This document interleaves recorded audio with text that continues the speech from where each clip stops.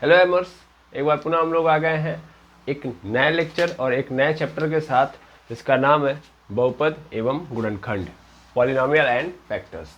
तो आइए इस चैप्टर को भी हम लोग सन से क्या कर देंगे, ख़त्म कर देंगे। तो सबसे पहले हम क्या देखेंगे, कॉन्सेप्ट, और कॉन्सेप्ट के बाद हम देखेंगे लास्ट में क्वेश्चन। ठीक है, अगर क्वेश्चन इस क्लास में ना हो पाए तो भी कोई दिक्कत नहीं है, अगले क्लास में कर लेंगे, लेकिन इस क्लास में हम बड़े अच्छे ढंग से कॉन्सेप्ट देखेंगे। ठीक है ना। तो चलिए सबसे पहले समझते हैं कि पॉलिनोमियल किसे कहते हैं। ठीक, तो पॉलिनोमियल का मतलब क्या होता है। पॉलिनोमियल का मतलब कुछ और होता नहीं है। जैसे मेनली आप अलजेब्रा पढ़ते हैं, अलजेब्रा यानी बीजगणित, तो ये बीजगणित का ही पार्ट है। अगर अलजेब्रा आपको समझ में आ रहा होगा तो पॉलिनोमियल अपने आप समझ में आ जाएगा। ठीक है, मेनली बीजगणित में आप सब लोगों को पता है कि इसमें क्या होता है, कि इसमें अंक होता है और क्या होता है सर, मतलब ABCD होता है ना, ABCD। तो अंक और ABCD अगर एक साथ आ जाते हैं तब बीजगणित पैदा होता है। ठीक है ना, यानी ऐसा मैथ जिसमें अंक भी हो और ABCD भी हो, और उस दौरान जो नज़र आता है हमारे सामने, जैसे मान लीजिए अगर मैंने लिख दिया यहाँ पे 3x+4 लिख दिया ना, तब देखेंगे ध्यान से, ये 3, ये क्या है, x है, तो आ गया ना अंक और उसके बाद ABCD, है ना। तो इस तरीके से जो एक्सप्रेशन मिलता है इसको हम लोग बोलते हैं एल्जेब्रिक एक्सप्रेशन, एल्जेब्रिक एक्सप्रेशन।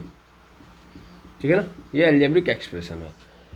मिली ध्यान से समझिएगा, अंक और ABCD मिल गया तो बीजगणित बन गया।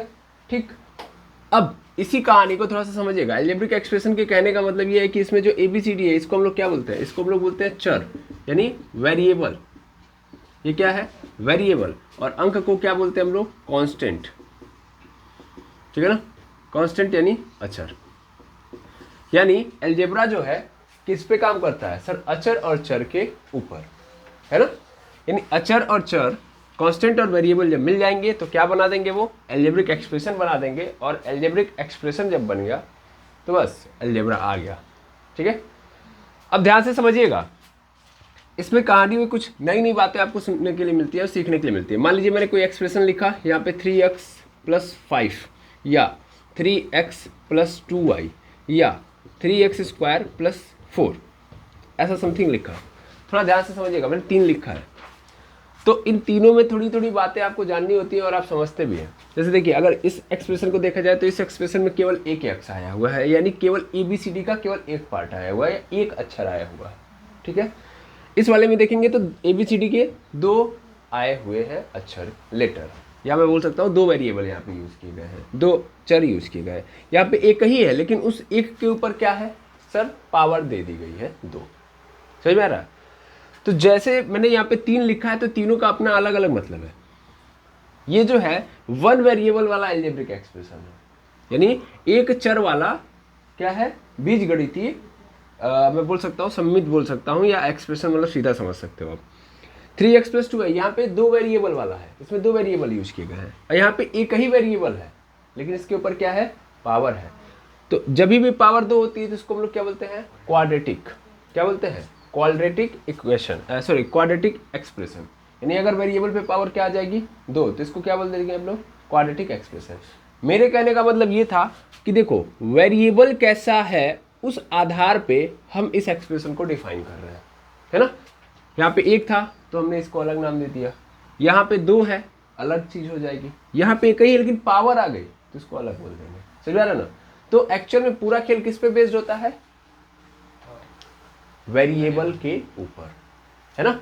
याद रखेंगे, बीजगणित किस पे डिपेंड करता है, वेरिएबल के ऊपर। वेरिएबल जैसा होगा, वेरिएबल की स्थिति जैसी होगी, वेरिएबल की कहानी जैसी होगी, उस तरीके से अलजेब्रिक एक्सप्रेशन हमको देखने के लिए मिलेंगे। अब ध्यान से सुनना और समझना, तो अपने आप पॉलिनोमियल यहाँ से समझ में आ जाएगा। मेनली अलजेब्रिक एक्सप्रेशन में ये होता है कि आप मान लेते हैं कि कोई भी अलजेब्रिक एक्सप्रेशन यूज कर रहे हो, या सिंपल समझ लो कि यहाँ पे मैंने कोई रखा है अलजेब्रिक एक्सप्रेशन, या हाँ लिख देता हूँ मैं सिंपल, मैंने पहले a लिखा, फिर ax लिखा, फिर ax² लिखा, फिर ax³ लिखा, प्लस ax⁴ लिखा, ऐसे चलते जा रहा है, ax पे पावर क्या आ जाएगा, n, ऐसे मैंने लिख दिया समथिंग। ठीक है, एक एक्सप्रेशन है, इसमें क्या हो रहा है, कंटिन्यूसली मैंने x के ऊपर पावर बढ़ाई और बढ़ते बढ़ते बढ़ते x पे पावर क्या हो गया, n हो गया। मुझे प्लस लिखने की ज़रूरत नहीं थी, मैं ना प्लस लिखूँ तो भी कोई दिक्कत नहीं है, ठीक है, मुझे बस एक्सप्रेशन का काम मतलब एक्सप्रेशन लिखना था। मिली इस पे पकड़ना। यहाँ पे मैं बता रहा हूँ कि देखिए x के ऊपर पावर होती है मतलब बढ़ती जा रही 2 हो रही 3 हो रही 4 हो रही है 5 हो रही है और x पे पावर क्या हो गई n। अब n का मतलब क्या हो सकता है सर? तो देखो एल्जेब्रिक एक्सप्रेशन अगर है तो n जो होगा हमारा प्लस भी हो सकता है, माइनस भी हो सकता है, जीरो भी हो सकता है, तीनों हो सकता है। अगर प्लस माइनस जीरो सर, ये प्लस माइनस जीरो होने का मतलब ये तो क्या हो गया, पूर्णांक हो गया ना, क्योंकि पूर्णांक ही केवल क्या हो सकता है, प्लस में भी हो सकता है, माइनस में भी हो सकता है, जीरो में भी हो सकता है, यानी उसको हम बोलते हैं इंटीजर्स। यानी n मेरा यहाँ पे क्या होगा, इंटीजर्स। क्लियर है? तो कोई भी अलजेब्रिक एक्सप्रेशन में जो वेरिएबल है उसके ऊपर पावर प्लस में भी हो सकती है, माइनस में भी हो सकती है, जीरो भी हो सकती है, दैट मीन्स पूर्णांक हो गई वो। ओके, यानी कुछ भी हो सकती है, ठीक, लेकिन वो अलजेब्रिक एक्सप्रेशन माना जाएगा। लेकिन अगर मैंने इस n के अंदर क्राइटेरिया डाल दिया कि नहीं बेटा, यानी ये जो x की पावर है तुम्हें क्या नहीं होना है, माइनस नहीं होना है, तुम प्लस हो सकते हो, जीरो हो सकते हो, क्या नहीं हो सकते हो, माइनस नहीं हो सकते। इसका मतलब क्या हो गया सर, ये तो पूर्ण संख्या वाली कहानी आ गई है ना। यानी ये इसने कंडीशन डाल दी कि तुमको इंटीजर्स नहीं होना है, तुम्हें होल नंबर रहना है। और अगर कोई अलजेब्रिक एक्सप्रेशन होल नंबर में है समझ में, किसमें है, होल नंबर में है, तो इसका मतलब इसी को हम लोग बोलते हैं पॉलिनोमियल। क्या बोलते हैं, पॉलिनोमियल, यानी बहुपद। तो बहुपद कुछ और नहीं होता है, एक प्रकार का बीजगणितीय क्या है, बीजगणितीय एक्सप्रेशन है, अलजेब्रिक एक्सप्रेशन है, जिसमें वेरिएबल की पावर क्या होगी, होल नंबर होगी। क्लियर? तो बहुपद को समझना कठिन नहीं है, ठीक है। अब मैं आपके सामने पहले रखूंगा, अब आप पकड़िएगा। जैसे मैंने यहाँ पे लिख दिया कि 3x + 4, ये बताइए क्या है, बीजगणितीय मतलब अलजेब्रिक एक्सप्रेशन है? बिल्कुल सर, वेरिएबल आई है तो इसका मतलब अलजेब्रिक एक्सप्रेशन है। लेकिन क्या ये बहुपद में आ रहा है, क्या ये बहुपद है, पॉलिनोमियल है? तो मुझे कुछ नहीं करना है, वेरिएबल को उठाना है, वेरिएबल के ऊपर पावर देखना है, वेरिएबल के ऊपर पावर कितना है, 1 है। क्या 1 होल नंबर में आता है? हाँ सर, एक तो वेरिएबल था उसके ऊपर पावर होल नंबर है, तो इसका मतलब ये बहुपद है। क्लियर? अच्छा, अगर मैंने यहाँ पे लिख दिया y² + 1/y - 3, ऐसा कुछ लिखा गया है। अब मैं आपसे पूछूं, ये बताओ क्या ये बहुपद है? यहाँ पे देखा जाए मतलब दो जगह पे वेरिएबल है, एक वेरिएबल यहाँ पे है, तो यहाँ पे वेरिएबल के ऊपर पावर कितनी है, 2। यहाँ पे वेरिएबल के ऊपर पावर कितनी है सर, यहाँ पे भी तो 1 है, लेकिन इसको ऊपर लेके जाओगे तो क्या हो जाएगा, -1 हो जाएगा ना। y² + y पे -1 - 3, और y पे क्या आ गया, -1। अब -1 होने का मतलब क्या है, ये बहुपद नहीं हो सकता, क्योंकि इसे होल नंबर होना होगा, पूर्ण संख्या। पूर्ण संख्या का मतलब प्लस में हो सकता है पावर, या तो 0 हो सकता है, लेकिन माइनस नहीं हो सकता। यानी ये बीजगणित में तो शामिल हो सकता है, लेकिन बहुपद में शामिल नहीं हो सकता, यानी इसे हम बहुपद नहीं कहेंगे। आई होप क्लियर हो गया होगा। इसके अलावा जैसे मान लीजिए मैंने यहाँ पे लिख दिया y + √y, y² + √y + 3। मैं आपसे पूछूं क्या ये बीजगणितीय मतलब अभिचर है, हाँ है ना? क्या बीजगणित में शामिल हो सकता है ये एक्सप्रेशन? हाँ सर बिल्कुल, बीजगणित में तो कुछ भी शामिल कर दो, बस वेरिएबल होना चाहिए, नंबर होना चाहिए, तो बीजगणित में शामिल हो जाएगा ना। लेकिन क्या ये बहुपद है? बहुपद नहीं है सर। क्यों? क्योंकि देखो यहाँ पे y पे पावर कितना होगा, 2, यहाँ पे y पे पावर कितना है, तो सर यहाँ पे y पे पावर है, अगर इस अंडर रूट को हटाओगे तो इसका मतलब y पे पावर कितना आएगा, 1/2 आएगा ना। y स्क्वायर रूट का पावर मतलब यही तो होता है ना, 1/2, इसके ऊपर 1/2 आ गया, 1/2 आ गया, इसका मतलब क्या है, क्या ये बहुपद हो सकता है? नहीं सर। कहें आपने कहा था प्लस में हो, 0 में हो, तो मैंने आगे ये भी तो लिखा है कि पूर्ण संख्या होना चाहिए। क्या ये पूर्ण संख्या 1/2 कंप्लीट है? 0 1 2 3 4 5 6 7 8 9 10, इसको पूर्ण संख्या बोलते हैं, ये पूर्ण संख्या नहीं है। तो यहाँ से हम सीधा सीधा बोल देंगे कि ये पूर्ण संख्या नहीं है, इसलिए ये बहुपद नहीं है।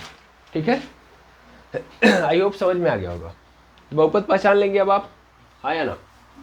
ठीक है, इतना याद रखना बहुत ज़रूरी है, नहीं तो फिर दिक्कतें होंगी, क्योंकि बहुपद और अलजेब्रा के अंदर ये सब चीज़ें आपको समझ में आनी चाहिए। तो सबसे पहले आप इसको इतना नोट करेंगे।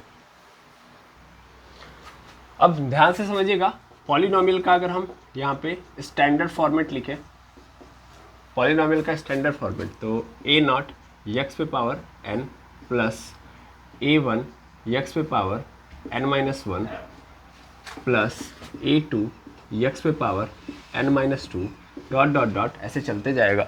और मेनली यहाँ पे आप देखोगे तो आ जाएगा हमारे पास a पे पावर n और x पे पावर क्या आ जाएगा 0। या मैं बोल सकता हूँ, हाँ 0 में लिख सकता हूँ, ठीक है, x पे पावर 0। तो ये क्या है, स्टैंडर्ड रूप है, मानक रूप है। अब इसका मतलब क्या है, इसको समझना, मैं बहुत अच्छे से इसको डील करना चाहूँगा कि अगर आप एक पॉलिनोमियल लिख रहे हो, ठीक है, तो उसमें देखो इस तरीके से आपको लिखना होगा। मतलब क्या सर, मतलब ये कि देखो यहाँ पे x पे पावर n था और अंत तक जाते जाते क्या हो गया 0। इसका मतलब हाईएस्ट पावर पहले होगी और लोवेस्ट पावर कहाँ होगी, सबसे लास्ट में होगी। इसका सीधा अर्थ और सीधा तात्पर्य ये है कि ऑलवेज वेरिएबल की पावर के डिसेंडिंग ऑर्डर में आपको रखना है एक पॉलिनोमियल को, है ना। यानी एक पॉलिनोमियल अगर लिखा जाएगा तो हमेशा वेरिएबल की मैक्सिमम पावर पहले होगी, यानी डिसेंडिंग ऑर्डर होना चाहिए। अवरोही क्रम में आपको एक पॉलिनोमियल को लिखना है। ओके, अब देखिए इसमें जो आप a0 मतलब a0, a1, a2 ये यूज किए हो, ये क्या है बता सकते हो? सर ये रियल नंबर है। क्या है? Real number. रियल नंबर यानी वास्तविक संख्या है। अब वास्तविक संख्या होने का मतलब जानते हो, कुछ भी हो सकता है वो रियल नंबर में से। रियल नंबर का मतलब, वास्तविक संख्या का मतलब ऐसी कोई भी संख्या जिसको हम किस पे रिप्रेजेंट कर सकते हैं, नंबर लाइन पे, उसे हम लोग क्या बोलते हैं, रियल नंबर कहते हैं। ओके, ध्यान देंगे। तो ये कुछ भी हो सकता है, ये 1/2 भी हो सकता है, ये √3 भी हो सकता है, ये कुछ भी हो सकता है। समझ में आ रहा है? माइनस में हो सकता है, प्लस में भी हो सकता है। तो ये वास्तविक संख्या होगा। इसमें n क्या होगा बताओ, फटाक से बताओ। n एक नॉन निगेटिव इंटीजर होगा। नॉन निगेटिव इंटीजर, यहाँ पे पहला कंडीशन यही है, नॉन निगेटिव इंटीजर्स। हिंदी में इसको बोलते हैं ऋणात्मक पूर्णांक, ठीक है। या सीधा सीधा आप बोल सकते हो नॉन निगेटिव इंटीजर का मतलब क्या, कि निगेटिव नंबर नहीं आ रहे, निगेटिव इंटीजर्स नहीं होने हैं, ठीक है। या सीधा सीधा क्या बोल सकते हो आप, होल नंबर, ठीक है, होल नंबर यानी पूर्ण संख्या होगा, ठीक है। आई होप क्लियर हो गया होगा। अब चलिए फटाफट देखिएगा। मान लीजिए मैंने यहाँ पे लिखा है x पे पावर 3 प्लस 2x पे पावर 2, 3x पे पावर 5 प्लस 7, अगर ऐसे लिखा गया है तो क्या ये सही फॉर्मेट है? क्या ये सही फॉर्मेट? पहले बताओ ये पॉलिनोमियल है कि नहीं है? पॉलिनोमियल नहीं है। अरे how do you say that भाई? यहाँ पे देखो वेरिएबल है x और x पे पावर क्या है हमारे 3, यहाँ वाले वेरिएबल के ऊपर पावर क्या है 2, यहाँ वाले वेरिएबल के ऊपर पावर क्या है 5। क्या ये सब होल नंबर में नहीं है पावर? पावर होल नंबर में, इसका मतलब पॉलिनोमियल है ना ये। क्या ये सही फॉर्मेट में लिखी गई है? नहीं, डिसेंडिंग ऑर्डर में होना चाहिए सर। सबसे हाईएस्ट पावर सबसे आगे होनी चाहिए, यानी 3x पे पावर 5 पहले रहेगी, उसके बाद क्या रहेगी x पे q, फिर 2x² प्लस 7। आई होप अब समझ में आ गया होगा पॉलिनोमियल क्या है और कैसे लिखना है। क्लियर? ये स्टैंडर्ड फॉर्म है बहुपद की। बहुपद का अगर आपसे पूछा है स्टैंडर्ड फॉर्म बताइए, तो स्टैंडर्ड फॉर्म आप यही लिखोगे। स्टैंडर्ड फॉर्म हिंदी में बोलते हैं मानक रूप, कि किस तरीके से एक पॉलिनोमियल होना चाहिए, तो इस तरीके से होना चाहिए। क्लियर है? ठीक। अब यहाँ से आगे बढ़ते हैं और हम पॉलिनोमियल के टाइप्स को देखते हैं। इसका एक बार फोटो ले लीजिएगा। अब चलिए हम बहुपद के प्रकार देखेंगे। बहुपद के प्रकार, टाइप्स ऑफ पॉलिनोमियल, ठीक है। अब इनको हम दो टाइप से कैटेगराइज करेंगे, ठीक है। यानी अगर मैं बोलूँ क्लासिफिकेशन करना चाह रहा हूँ पॉलिनोमियल का, तो दो टाइप से करेंगे। पहला किसके बेस पे, तो पद के आधार पे, पद के आधार पर, on the basis of term. और दूसरा घात के आधार पे, घात के आधार पर, ठीक है। On the basis of power, ठीक है, on the basis of power. पहला on the basis of term, दूसरा on the basis of power. घात मतलब समझते हैं ना, वो जो वेरिएबल पे पावर थी ना, x पे पावर 3, x पे पावर n, तो ये जो n दिख रहा है यही है घात। इसी को हम लोग क्या बोलते हैं, पावर, ठीक है। अब देखो ध्यान से देखना, पद के आधार पे अगर मैं करूं तो क्या मिलेगा हमको, एक पदी बहुपद। पहला एक पदी बहुपद, यानी इसको बोलते हैं हम लोग मोनोमियल, मोनोमियल। क्या मतलब है? ऐसा बहुपद जिसमें केवल और केवल कितने पद हों? एक। जैसे मैंने यहाँ पे लिख दिया 5x, मैंने यहाँ पे लिख दिया 3y, मैंने यहाँ पे लिख दिया केवल सिंगल z, ठीक है। अच्छा, अकेले केवल एक वेरिएबल लिखा है तो इसका मतलब इसके बगल में क्या होगा? एक कांस्टेंट के रूप में छिपा होगा, ठीक है। अच्छा, या मैंने केवल और केवल लिख दिया 5 तो भी होगा ये, है ना। यहाँ पे देखो, यहाँ पे क्या है? यहाँ पे केवल एक पद है कि नहीं? अकेले है ना। देखो कोई भी नंबर, जैसे मान लो अगर एक नंबर है और एक वेरिएबल है ना, और ये दोनों क्या है? मल्टीप्लाई के फॉर्म में, तो इसका मतलब ये एक पद माने जाएंगे, अलग अलग नहीं है, ये एक है, ठीक है। जब प्लस माइनस करके दूसरा वाला भी आ जाए, ओके, जैसे मान लो यहाँ पे मैंने लिख दिया 5x + 3, तो इसका मतलब एक पद ये हो गया, दूसरा पद ये, तो दो पद हो जाएंगे। यानी प्लस माइनस में है तब इसका मतलब अलग अलग माने जाएंगे। लेकिन अगर मल्टीप्लाई और डिवाइड में है, यानी x/5, तो भी क्या है? ये एक ही है, एक टर्म माना जाएगा, अलग अलग नहीं है। आया समझ में? मल्टीप्लाई और डिवाइड में होंगे तो एक ही टर्म, लेकिन प्लस माइनस में हो गए तो अलग अलग। देखो 5x 3y, यहाँ पे z और यहाँ पे 5, थोड़ा ध्यान से देखो, यहाँ पे एक पद है, यहाँ भी एक पद है, यहाँ भी एक पद है और यहाँ भी एक पद है। इसको हम लोग बोलते हैं अचर बहुपद, जिसमें चर बिल्कुल नहीं है, इसका मतलब उसको हम लोग क्या बोलते हैं? अचर बहुपद। याद रखेंगे, अचर बहुपद, ऐसा बहुपद जिसमें चर नहीं है उसे हम लोग बोलेंगे अचर बहुपद। अब नहीं होने का मतलब, यहाँ पे अगर मान लो कोई भी रहा होगा तो उसके ऊपर पावर क्या रहेगी? 0। भाई कोई वेरिएबल है उसके ऊपर पावर 0 कर दो, इस दुनिया के अंदर कोई भी नंबर हो उसके ऊपर पावर क्या कर दिया मैंने? 0, तो इसका मतलब वो उसकी वैल्यू कितनी हो जाती है? 1। सीधा मतलब ये जानते हैं ना, वैल्यू क्या हो जाएगी यहाँ पे? 1। तो यहाँ पे मान लेते हैं कि हो सकता था कि यहाँ पे x रहा हो लेकिन इसके ऊपर पावर क्या रही हो? 0। तो अब बना दिया ना आपने, क्या बोलते हैं बहुपद। बहुपद के लिए क्या होना चाहिए? नंबर और वेरिएबल, है ना। तो ये बताओ वेरिएबल है कि नहीं है यहाँ पे? बस उसके ऊपर पावर क्या है? 0। और आप जानते हो कि पावर 0 हो सकती है क्योंकि आपने बोला था कि पावर पूर्ण संख्या होनी चाहिए, है ना, नॉन इंटीजर्स होना चाहिए, सॉरी नॉन निगेटिव इंटीजर्स होना चाहिए। तो 0 हो सकता है, पॉजिटिव हो सकता है। बस एक पदी बहुपद समझ में आ गया, जिसमें केवल और केवल कितने पद होंगे? एक। फिर आता है द्विपदी बहुपद। द्विपदी बहुपद, द्विपदी बहुपद मतलब बायनोमियल, बायनोमियल पॉलिनोमियल। मतलब जैसे 5x + 2, 3x + 7 या 3x - 7 या 2y - 3z। ये क्या है?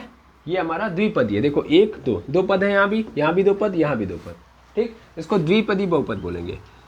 तीसरा आता है त्रिपदी बहुपद। त्रिपदी बहुपद, त्रिपदी बहुपद मतलब ट्राइनोमियल। ट्राइनोमियल मतलब क्या है? इसमें 3 पद होंगे। कितने पद होंगे? 3 पद। देखो सब नाम पे ही लिखा हुआ है, एक पदी एक पद होंगे, द्विपदी माने 2 पद होंगे और त्रिपदी माने 3 पद होंगे। जैसे 5x² + 3, सॉरी 5x² + 3x + 2। दूसरा 7x² + 8y² + 3 या 5x⁵ + 7x + 3। ऐसा भी होगा। हमें पावर से मतलब नहीं है, हमें पद से मतलब है। कितने पद है? देखिए 1 2 3, 3 पद है ना इसमें। यहाँ पे भी 1 2 3, यहाँ पे भी देखिए 1 2 3, 3 पद है। क्लियर? तो इसका मतलब इसे हम क्या बोलेंगे? त्रिपदी बहुपद। आई होप क्लियर हो गया होगा। चौथा अगर हम देखें तो यहाँ से आता है बहुपदी बहुपद, या सीधा सीधा बहुपदी बहुपद बोल दो या केवल बोल दो पॉलिनोमियल। यानी ऐसा बहुपद जिसमें कितने पद हों? 3 से अधिक पद हों। 3 से अधिक हो गए तो इसका मतलब बहुपदी बहुपद। बहुत सारे इसमें पद आएंगे, बहुत सारे टर्म आएंगे, ओके। जैसे 3x⁴ + 5x³ + 7x + 8, ऐसा कुछ आ गया। तो इसमें कितने पद हैं? 1 2 3 4, 4 पद हैं। 3 से अधिक हो गए तो क्या हो गया? बहुपदी बहुपद। आई होप आप समझ गए होंगे, है ना। ऐसे आप एग्जाम्पल लेके खुद बना सकते हो। क्लियर? तो पद के आधार पे, टर्म के आधार पे बहुपद कितने प्रकार के आपको देखने को मिले? 4। अब आता है घात के आधार पे। तो अगर हम घात के आधार पे बात करें तो घात के आधार पे हम सबसे पहला देखेंगे, वो होगा हमारा रैखिक बहुपद। कौन सा बहुपद? रैखिक बहुपद, लीनियर पॉलिनोमियल।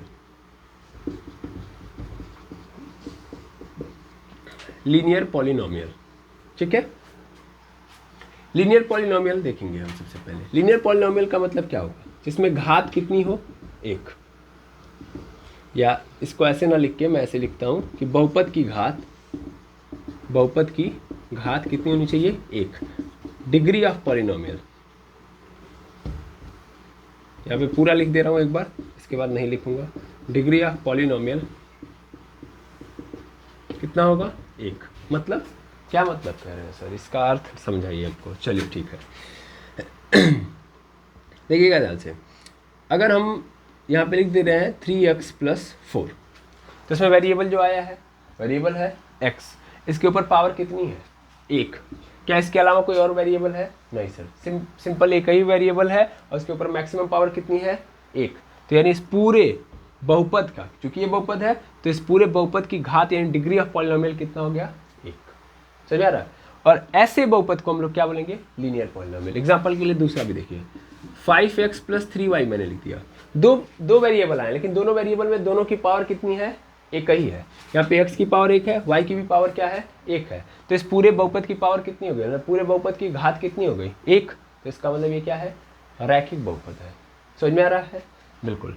ऐसे ही आप देख सकते हो, मान लो मैंने यहाँ पे लिख दिया 3x + 2y + 7z। बताओ क्या है ये, कोई ये कैसा बहुपद है सर, ये भी लीनियर पॉलिनोमियल है, यानी रैखिक बहुपद है, क्योंकि x पे पावर एक, y पे पावर एक और z पे पावर क्या है, एक। तो मैक्सिमम पावर कितनी है, एक ही ना है। तो इसका मतलब इसको हम क्या बोलेंगे, रैखिक बहुपद। दूसरा आता है द्विघात बहुपद,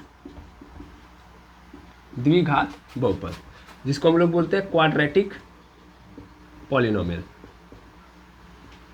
क्वाड्रेटिक पॉलिनोमियल, क्वाड्रेटिक पॉलिनोमियल का मतलब क्या होगा, जिसमें डिग्री ऑफ पॉलिनोमियल DOP कितना हो जाएगा, 2। बहुपद की घात कितनी होगी, 2। देखो डिग्री भी इसी का मतलब है कि मैक्सिमम पावर जितनी होगी वही डिग्री बन जाती है। जैसे मैंने यहाँ पे लिख दिया 3x² + 5x + 7, है ना। कि वेरिएबल दो जगहों पे आए हैं सर, एक यहाँ पे एक यहाँ पे। यहाँ पे वेरिएबल के ऊपर पावर कितनी है, 2। यहाँ पे वेरिएबल के ऊपर पावर कितनी है, 1। मैक्सिमम पावर कितनी है, 2 है ना। मैक्सिमम मतलब सबसे अधिकतम घात, तो सबसे अधिकतम घात कितनी है, 2 है। इसका मतलब डिग्री ऑफ पॉलिनोमियल क्या होगा इस पूरे बहुपद का, 2। और अगर डिग्री ऑफ पॉलिनोमियल 2 हो गया तो इसका मतलब कैसा बहुपद है, ये हमारा द्विघात बहुपद है। ठीक है ना, फोकस यहाँ पे करेंगे। दूसरा, मान लीजिए यहाँ पे 3x² + 4y² + 7z², मैंने लिख दिया। यहाँ पे मैक्सिमम पावर कितनी है बहुपद की, 2 ही है। देखो हाँ है ना, 2 ही है ना। तो इसका मतलब क्या हो गया, द्विघात बहुपद। समझ में आया, ठीक। यानी मैक्सिमम पावर कितनी हो, 2 हो, तो उसको हम लोग बोलेंगे द्विघात बहुपद। और तीसरे नंबर पे आता है त्रिघात बहुपद। त्रिघात बहुपद मतलब क्यूबिक पॉलिनोमियल बोलते हैं इसको। क्या बोलते हैं, क्यूबिक पॉलिनोमियल। इन सभी को हमको बारी बारी डील करना है। इसमें DOP कितना होगा, डिग्री ऑफ पॉलिनोमियल कितना होगा, बहुपद की घात कितनी होगी, 3, है ना। जैसे एग्जाम्पल के लिए नीचे देख लें एक बार, दिख रहा है 5x³ 4x² + 5x + 7, मैंने यहाँ पे लिख दिया। अब बताइए वेरिएबल जहाँ जहाँ आया है उसकी पावर देखिए। यहाँ पे वेरिएबल की पावर कितनी है, 3। यहाँ पे वेरिएबल की पावर 2। यहाँ पे वेरिएबल की पावर 1। मैक्सिमम पावर कितना है, 3 है। तो इसका मतलब क्या है, ये त्रिघात बहुपद है। क्लियर, मैक्सिमम पावर पे फोकस करना है, 2 1 से मतलब नहीं है। मैक्सिमम कितना है यहाँ पे, 3 है। इसका मतलब ये क्या होगा, डिग्री ऑफ पॉलिनोमियल हो गया। आई होप समझ में आ गया होगा, समझ में आ गया। तो तीनों बहुपद समझ में आ गए। इसके बाद और भी आता है बाई क्वाड्रेटिक पॉलिनोमियल आता है, लेकिन हमें वो नहीं डील करना है अभी। तो 3 ही तरीके के हमको बहुपद देखने हैं। ठीक है, बहुपद कितने प्रकार के यहाँ पे, घात के आधार पे तो 3, रैखिक बहुपद, द्विघात बहुपद और त्रिघात बहुपद। पद के आधार पे एक पदी बहुपद, द्विपदी बहुपद, त्रिपदी बहुपद और पॉलिनोमियल। जैसे अच्छा यहाँ पे बताओ, यहाँ पे अगर पद के आधार पे देखा जाए तो कैसा बहुपद है, बायोनोमियल है कि नहीं है। 2 पद है, द्विपदी है, यहाँ पे भी द्विपदी है, यहाँ पे त्रिपदी है ना। अच्छा यहाँ पे देखो, यहाँ पे त्रिपदी है, यहाँ पे त्रिपदी है, यहाँ पे देखो बहुपदी है। क्लियर, तो पद के आधार पे देखोगे तो ऐसे। और यहाँ पे आ जाओ, ये बताओ ये कैसा पॉलिनोमियल है, घात के आधार पे बताना। सर लीनियर है ना, रैखिक बहुपद है, क्योंकि मैक्सिमम पावर कितनी है, 1। यहाँ पे भी ये लीनियर है, यहाँ भी लीनियर है, यहाँ भी लीनियर है। यहाँ पे देखो ये कैसा है, लीनियर है, यहाँ ये वाला भी लीनियर है, ये वाला भी लीनियर है। ओके कोई ज़रूरी नहीं है, मैं यहाँ पे ऐसे भी लिख सकता था 5x² + 3, तो भी ये क्या होगा, द्विपदी होगा, और ये क्या हो गया लेकिन द्विघाती हो गया, है ना, क्वाड्रेटिक हो गया। मैं ऐसा भी लिख सकता था 7x³ - 4 लिख सकता हूँ, ये भी क्या है आपका द्विपदी बहुपद है। ओके, और त्रिघाती बहुपद है। इसके अलावा यहाँ पे देखो, यहाँ पे क्या है, कितने हैं, मतलब यहाँ पे 3 पद हैं, लेकिन बहुपद कैसा है, द्विघाती, यहाँ पे द्विघाती, यहाँ पे पंचघाती। कितने घात है इसमें, पंचघाती। ठीक है, यहाँ पे देखो भाई, यहाँ पे मैक्सिमम डिग्री ऑफ पॉलिनोमियल कितना है, यहाँ पे 5 है ना, डीओपी इसका कितना होगा 5, तो बहुपद की घात यहाँ पे 5 है, इसलिए इसको मैं पंचघाती बोल रहा हूँ। यहाँ पे ये बताओ ये कैसा है, बाई क्वाड्रेटिक है, 4 घात है ना, 4 घात है, तो इसका मतलब ये क्या है, बाई क्वाड्रेटिक है। आई होप आप समझ गए होगे, हाँ है ना। तो बहुपद के प्रकार क्लियर हो गए। सबसे पहले आप इसको क्या करेंगे, नोट करेंगे। चलिए अब टाइप समझ लेने के बाद हम कुछ नई बातें समझते हैं। चूँकि हमारे पास 3 प्रकार के बहुपद हैं, देखिए घात के आधार पे अलग थे और पद के आधार पे अलग थे। सबसे पहले हम घात के आधार पे निकाल के लेके आएंगे, क्योंकि उन्हीं से हमारा काम चलेगा। ठीक है, तो घात के आधार पे हमारे पास 3 थे। मान लेते हैं, मैं बारी बारी एग्जांपल के थ्रू देखता हूँ। मान लीजिए मैंने लिख दिया यहाँ पे 5x - 3, यहाँ पे मैंने लिख दिया 3x² - 7x + 4, ऐसे समथिंग लिख दिया, या इसको हटाता हूँ मैं, ऐसे लिख देता हूँ x² + 7x + 12। ठीक, यहाँ पे मैंने लिख दिया x³ + 3x² + 3x + 3, समथिंग ऐसे लिख दिया। ओके, देखिए ये क्या रैखिक बहुपद है, ये क्या है द्विघाती बहुपद, ये त्रिघाती बहुपद है ना। अब अगर तीनों बहुपद हमको दे दे, तो अब बहुपद लेके हम करेंगे क्या भाई, तो यहाँ से हमारे पास क्रियाकलाप स्टार्ट होते हैं, कई सारे स्टेप्स होते हैं, कई सारे अलग अलग कहानियाँ इसमें ऐड होती हैं, लेकिन सभी कहानियों का मोटिव एक ही होता है। ठीक है, सबसे पहली बार में कहानी में ये कहेगा कि इस बहुपद का हल बताओ, इस बहुपद का हल बताओ, पूछ सकता है सॉल्यूशन। मेनली सॉल्यूशन जानते हैं कब पूछता है, जब = 0 कर दे, यानी इक्वेशन बना दे, इस बहुपद के सामने बराबर 0 रख दिया, तो इसका मतलब ये समीकरण बन गया। समीकरण बन जाएगा तो बोलेगा इसका सॉल्यूशन यानी हल बताओ, पहला। दूसरा पूछ सकता है इसके शून्यक बताओ, तीसरा पूछ सकता है इसके मूल बताओ। ठीक है, शून्यक यानी जीरोस पूछ सकता है, या आपसे पूछ सकता है रूट्स बताओ। मतलब समझिएगा, हल का मतलब क्या होता है, हल का मतलब ये होता है कि ऐसा क्या कर दिया जाए कि ये वाली साइड भी क्या हो जाए, 0 हो जाए, क्योंकि RHS क्या है, 0। बोला गया ना कि ये पूरा का पूरा किसके बराबर है, 0 के बराबर है, तो मुझे इसे भी क्या करना है, 0 बनाना है। तो ऐसा क्या कर दोगे कि 0 हो जाएगा, वो इसका सोल्यूशन है।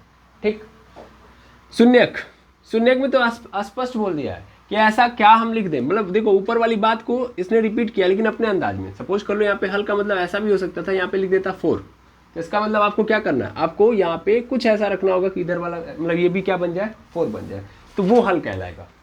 ओके, मेरी बात ऐसे समझना। सपोज कर लो यहाँ पे मैंने लिख दिया, यहाँ पे 2, 5x - 3, 5x - 3 बराबर कितना है, 2। मुझसे क्वेश्चन में क्या पूछेगा, मुझसे क्वेश्चन में ये पूछेगा कि इसका हल बताओ। तो अगर हल पूछ दिया तो सीधा सीधा ना इसका हल कैसे निकालोगे, 3 को उधर भेज दो, 5x = 2 + 3 हो जाएगा, और यहाँ पे 5x = कितना हो गया, यहाँ पे 5, x की वैल्यू निकालोगे 5/5, कैंसिल आउट हो गया, कितना मिल गया, x की वैल्यू मिल गई हमको 1। यानी x की वैल्यू अगर मैं यहाँ पे 1 रख दूँ तो यहाँ भी वैल्यू क्या बन जाएगी, 2, और यही इसका क्या हो गया, हल। रख के देख लो, 5 गुणे x के यहाँ पे 1 हो जाएगा, -3, 5 1 कम 5 -3 क्या मिल गया, 2 मिल गया कि नहीं मिल गया, मिल गया। देखो, तो यानी यहाँ पे x = 1 क्या हो गया, हल हो गया। यानी LHS को RHS के बराबर करने के लिए जो आप वेरिएबल की वैल्यू रख रहे हो, that is the solution of given equation. अगर इक्वेशन के रूप में है तो इक्वेशन मतलब समझ में आ रहा है ना, किसी बहुपद को किसी वैल्यू के बराबर कर दिया। लेकिन अगर जीरोस बोल दे तो जीरोस का मतलब ये होता है, अब इसको भूल जाओ, हटाओ, उससे हमारा लेना देना ही नहीं है। अब हमसे ये बोलेगा कि ये 5x - 3 है, तो इस हमें x की क्या ऐसी वैल्यू डाल देनी चाहिए जिसके कारण एक पूरा का पूरा वैल्यू क्या हो जाए, 0। समझ आ रहा है ना, तो हमसे ये पूछ रहा है। हम यहाँ पे क्या ऐसा रख सकते हैं जिसके कारण ये पूरा का पूरा 0 हो जाए। तो हम क्या करेंगे, हम मान ले भाई हमको क्या कह रहा था, हमसे यही ना पहले बोल रहा था। पहले अगर मान लीजिए 5x - 3 = 2 था, तो हमने सॉल्व किया इसको, x को अकेले किया, x की प्रॉपर वैल्यू निकाली और ये देखा कि x की कौन सी वैल्यू पे ये 2 हो जा रहा है। तो हमने x की वैल्यू मतलब पूरे को 2 के बराबर कर दिया था, तो x की वैल्यू निकाल के कर दी। अब मुझे ये करना है कि इस पूरे वैल्यू को 0 करना है, तो मैं मान लूंगा कि ये 5x - 3 बराबर क्या 0, तभी तो मैं x की वैल्यू फाइंड आउट कर पाऊंगा। देखो आराम से सन से। अब यहाँ पे x की वैल्यू निकाल दो, x की वैल्यू निकालोगे तो 5x = 3, x = क्या गया 3/5। इसका मतलब क्या कि अगर मैंने x की जगह पे 3/5 रख दिया तो वैल्यू क्या हो जाएगी 0। देख लो 5 x की जगह पे डाल दो 3/5 - 3 = 0। 5 से 5 कैंसिल, क्या मिला 3 - 3 = 0 मत डालो, अभी हम तो ला के दिखाएंगे ना। 3 में से 3 कट गया, आंसर मिल गया नहीं 0। तो इसका मतलब इसका 0 क्या है, इसका 0 क्या है बताओ, x के 0 क्या है 3 है, सॉरी 3/5 है।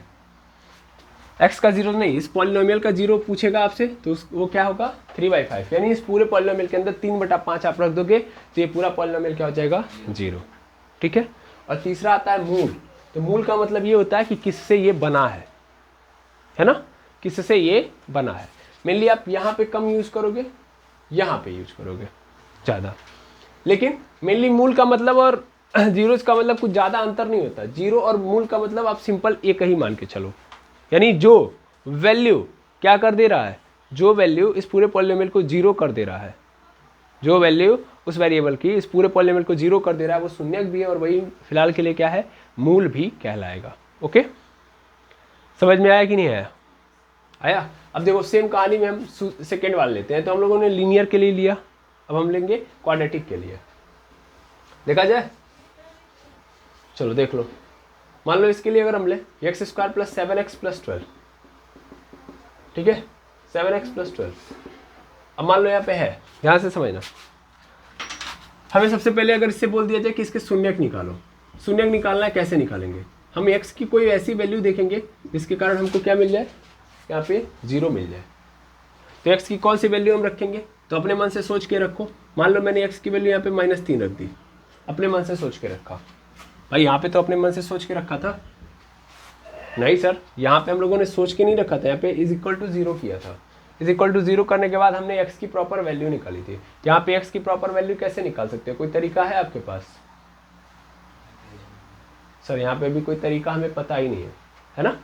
तो देखो ये वाला तो आसानी से हो जाएगा, शून्य से हो जाएगा। ये अकेले एक x है, इसको अकेले कर लोगे, लेकिन ऐसे केस में आप नहीं कर पाओगे। अब मेनली स्पेशली मैं एक बात और बता दे रहा हूँ, हम जितना भी बहुपद पढ़ रहे हैं, जितना भी बहुपद पढ़ेंगे, मैक्सिमम बहुपद में हमारे पास एक चर वाला बहुपद ही मिलेगा, एक चर वाला बहुपद। ये भी देखो ना, इसमें भी एक ही चर है, इसमें भी एक ही चर है, इसमें भी एक ही चर है। कई लोगों को कंफ्यूजन हो रहा होगा, सर यहाँ और यहाँ तो 2 चर हो गए, एक ही चर x ही तो आया है, तो चर कितने यूज किए गए, एक। ABCD में कितने लेटर यूज किए हैं आपने, एक ही ना, हाँ है ना। अगर ऐसे दे देता 3x + 2y, अब कितने चर है इसमें, 2 चर, 2 वेरिएबल है, तो ये 2 चर वाला बहुपद है। हम कौन से बहुपद का प्रयोग करेंगे, जितना भी इस चैप्टर में चलेगा वो सिर्फ और सिर्फ एक चर वाले बहुपद के लिए होगा। ओके, अब देखो ध्यान से, x² + 7x + 12 = 0। अब नहीं कर सकते हम इसको। अगर मान लीजिए मेरे पास 3x - 3 होता = 0, तो यहाँ पे हमको x को निकालना आसान था, x को हम आराम से अकेले कर सकते हैं, लेकिन यहाँ पे x को हम अकेले नहीं कर सकते। करके देखो, 12 को उधर भेज दिया, तो x² + 7x = -12। देखो किसी की वैल्यू निकालना, इसका मतलब उसको अकेले करना होता है। x की वैल्यू निकालोगे, मेनली वेरिएबल का काम भी यही होता है। देखो वेरिएबल का काम क्या होता है, वेरिएबल का काम यही होता है कि वो आते हैं बेचारे किसी दूसरे की जगह पे और अंततः अपने आप को बदल देते हैं उस चर में, अचर में। देखो वेरिएबल एक्चुअल में यूज किया गया है किसी अचर के जगह पे, जिसके बारे में हमें पता नहीं था। तो ये बेचारे आते हैं कुछ टाइम के लिए, जब तक हम उन्हें पता न कर लें। जब हम पता कर लेंगे उनको रख देंगे, काम खत्म इनका। ठीक है, तो वेरिएबल अंततः अचर में बदल जाएंगे। ठीक है, अब देखो उसके लिए हमको क्या करना पड़ेगा, इन्हें अकेले करना पड़ेगा। तो मैंने 12 को उधर भेज दिया, -12।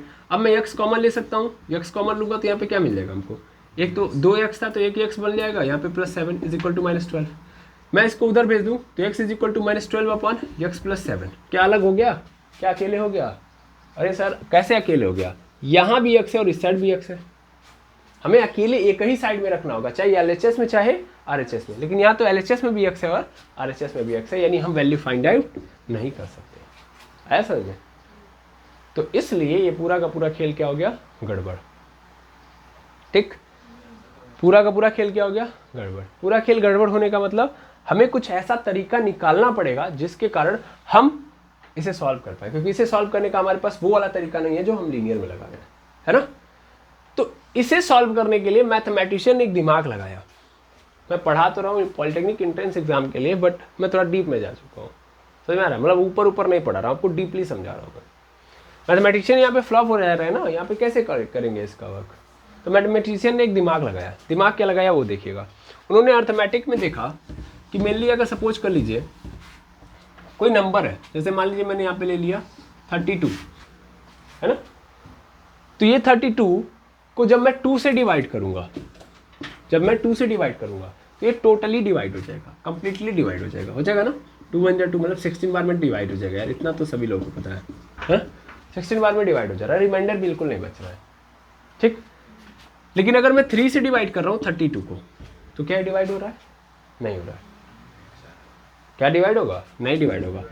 लोगों ने सोचा यार कि 2 से डिवाइड हो जा रहा है, 3 से नहीं डिवाइड हो रहा है, तो हम एक टेक्निक निकालते हैं जिससे हम ये पता कर पाए कि ये 32 किससे डिवाइड हो सकता है ना। और उसके लिए एक प्रोसेस का मतलब प्रोसेस बनाया गया, उस प्रोसेस का नाम है गुणनखंडन, है ना। फैक्टराइजेशन एक प्रोसेस है, एक प्रक्रिया है जिसमें आप क्या निकालते हो, जिसमें आप गुणनखंड निकालते हो किसी के भी, यानी कोई भी नंबर है उसका क्या निकालते हो, गुणनखंड, फैक्टर। इससे क्या पता चलता है कि वो नंबर किन किन लोगों से डिवाइड है। अब 32 का आप निकालोगे तो 2 इंटू 2 इंटू 2 इंटू 2 इंटू 2 ऐसे मिलेगा, 4 बार 2, 2 दूना 4 दूना 8 दूना 16, 5 बार 2 मिलेगा, दूना 32, निकाल दिया। अब देखो ये मैंने फैक्टर्स निकाले हैं, अभी फैक्टर्स पूरे नहीं निकले हैं, हम प्राइम नंबर में डील करते हैं। लेकिन यहाँ से देखो कितने हम बना सकते हैं। सबसे पहले तो हम 2 हो गया, 2 दूना 4, 4 दूना 8 हो जाएगा, 8 दूना 16, 16 दूना 32। देखो मैंने निकाल दिया कि 2 भी इनको काट सकते हैं, 4 भी इनको काट सकता है, 16 भी काट सकता है और 32 भी काट सकता है ना। तो ऐसे में देखो ये फैक्टर निकालोगे, यहाँ से सब कुछ निकल के आ जाएगा। और यही वाला तरीका यहाँ पे लगाया, देखो कैसे, वो समझ में आ जाएगा। क्वाड्रेटिक को सॉल्व करने के लिए यहाँ पे क्या तरीका लगाया गया, फैक्टराइजेशन का। अब ध्यान से देखिएगा, गुणनखंडन में क्या होता है। गुणनखंडन में मेनली कोई भी हमारे सामने बीजगणितीय व्यंजक है, जो मैं अलजेब्रिक एक्सप्रेशन बोल रहा था उसे ये हम लोग बोल रहे हैं बीजगणितीय व्यंजक, ठीक है। या कोई भी बहुपद है, तो गुणनखंडन में क्या होता है कि कोई भी व्यंजक है, तो यहाँ पे गुणनखंडन आपको पढ़ा रहा हूँ, ठीक है। गुणनखंडन का मतलब क्या होगा ये दिखा रहा हूँ मैं। तो किसी भी व्यंजक को 2 या 2 से अधिक सरल व्यंजकों में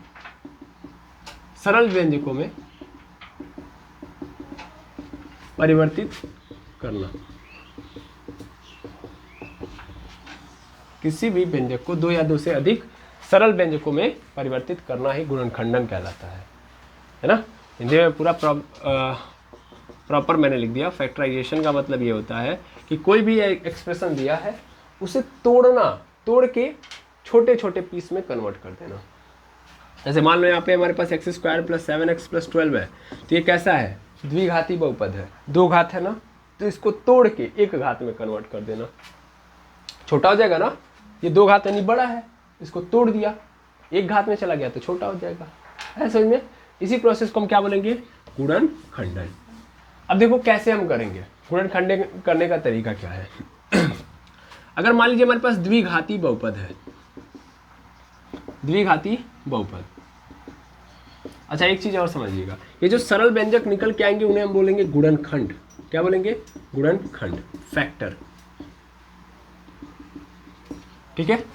अब देखो फैक्टर्स, मेथड पहले देख रहा हूं, method to find factor of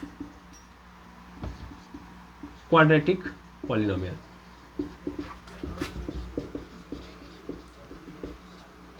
ठीक है, यानी द्विघाती बहुपदों के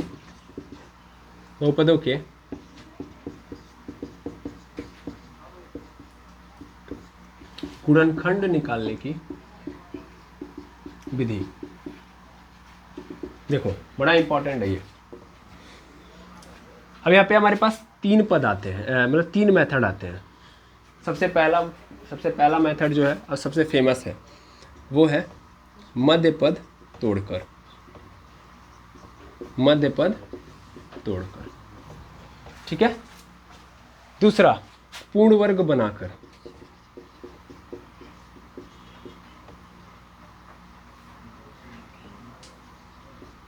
और तीसरा बता सकते हैं श्रीधराचार्य सूत्र द्वारा। श्रीधराचार्य सूत्र द्वारा 3 है। पहला मध्य पद तोड़ के पूर्ण वर्ग बनाकर, और श्रीधराचार्य सूत्र द्वारा आप क्या पता कर सकते हो, फैक्टर पता कर सकते हो किसके, द्विघाती बहुपदों के गुण। आइए समझ में। अगर एक घाती बहुपद यानी लीनियर पॉलिनोमियल है तो उसका निकालना आसान है ना। मैं आपके सामने कोई भी लीनियर पॉलिनोमियल दे दूंगा, आप निकाल दोगे? अरे हाँ ना बोलो। अरे मान लीजिए यहाँ पे लिख दिया 5x - 3, निकाल लोगे इसका? बराबर क्या कर देना 0, और यहाँ से आराम से सॉल्व कर लेना। x की वैल्यू मिल जाएगी। देखो 3 को उधर भेज दो तो x की वैल्यू क्या आ जाएगी 3/5, निकाल के दिया था। मान लो 1/2x + 4 = यहाँ पे 0 लिखा गया है। क्या यहाँ से निकाल लोगे? बिल्कुल सर। यहाँ पे हो जाएगा 1/2 - 4, 2 को उधर भेज देंगे तो क्या आ जाएगा, x की वैल्यू आ जाएगी -8। मिल जाएगा कि नहीं मिल जाएगा, है ना? तो हमको पता चल जाएगा आराम से।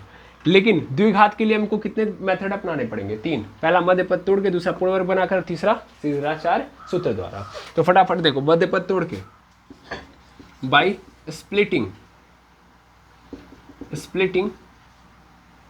मिड टर्म,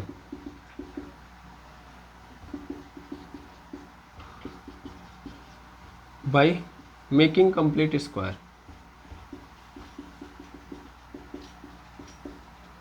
ठीक है। और बाई, इसको बोलते हैं क्वाड्रेटिक फार्मूला। श्रीधराचार्य ना बोल के बोला जाता है द्विघाती सूत्र से। इसका एक और नाम है द्विघाती सूत्र, ठीक है, बाय क्वाड्रेटिक फार्मूला। अब एक एक करके हम डिस्कस करेंगे, लेकिन इसमें सबसे इंपॉर्टेंट कौन सा है आपका? यही वाला मध्य पद तोड़कर, ठीक है। देखा जाए, चलो देखो हम गुणनखंड निकालेंगे। गुणनखंड निकालेंगे तो काम चल जाएगा। स्टार्ट करें, चलो।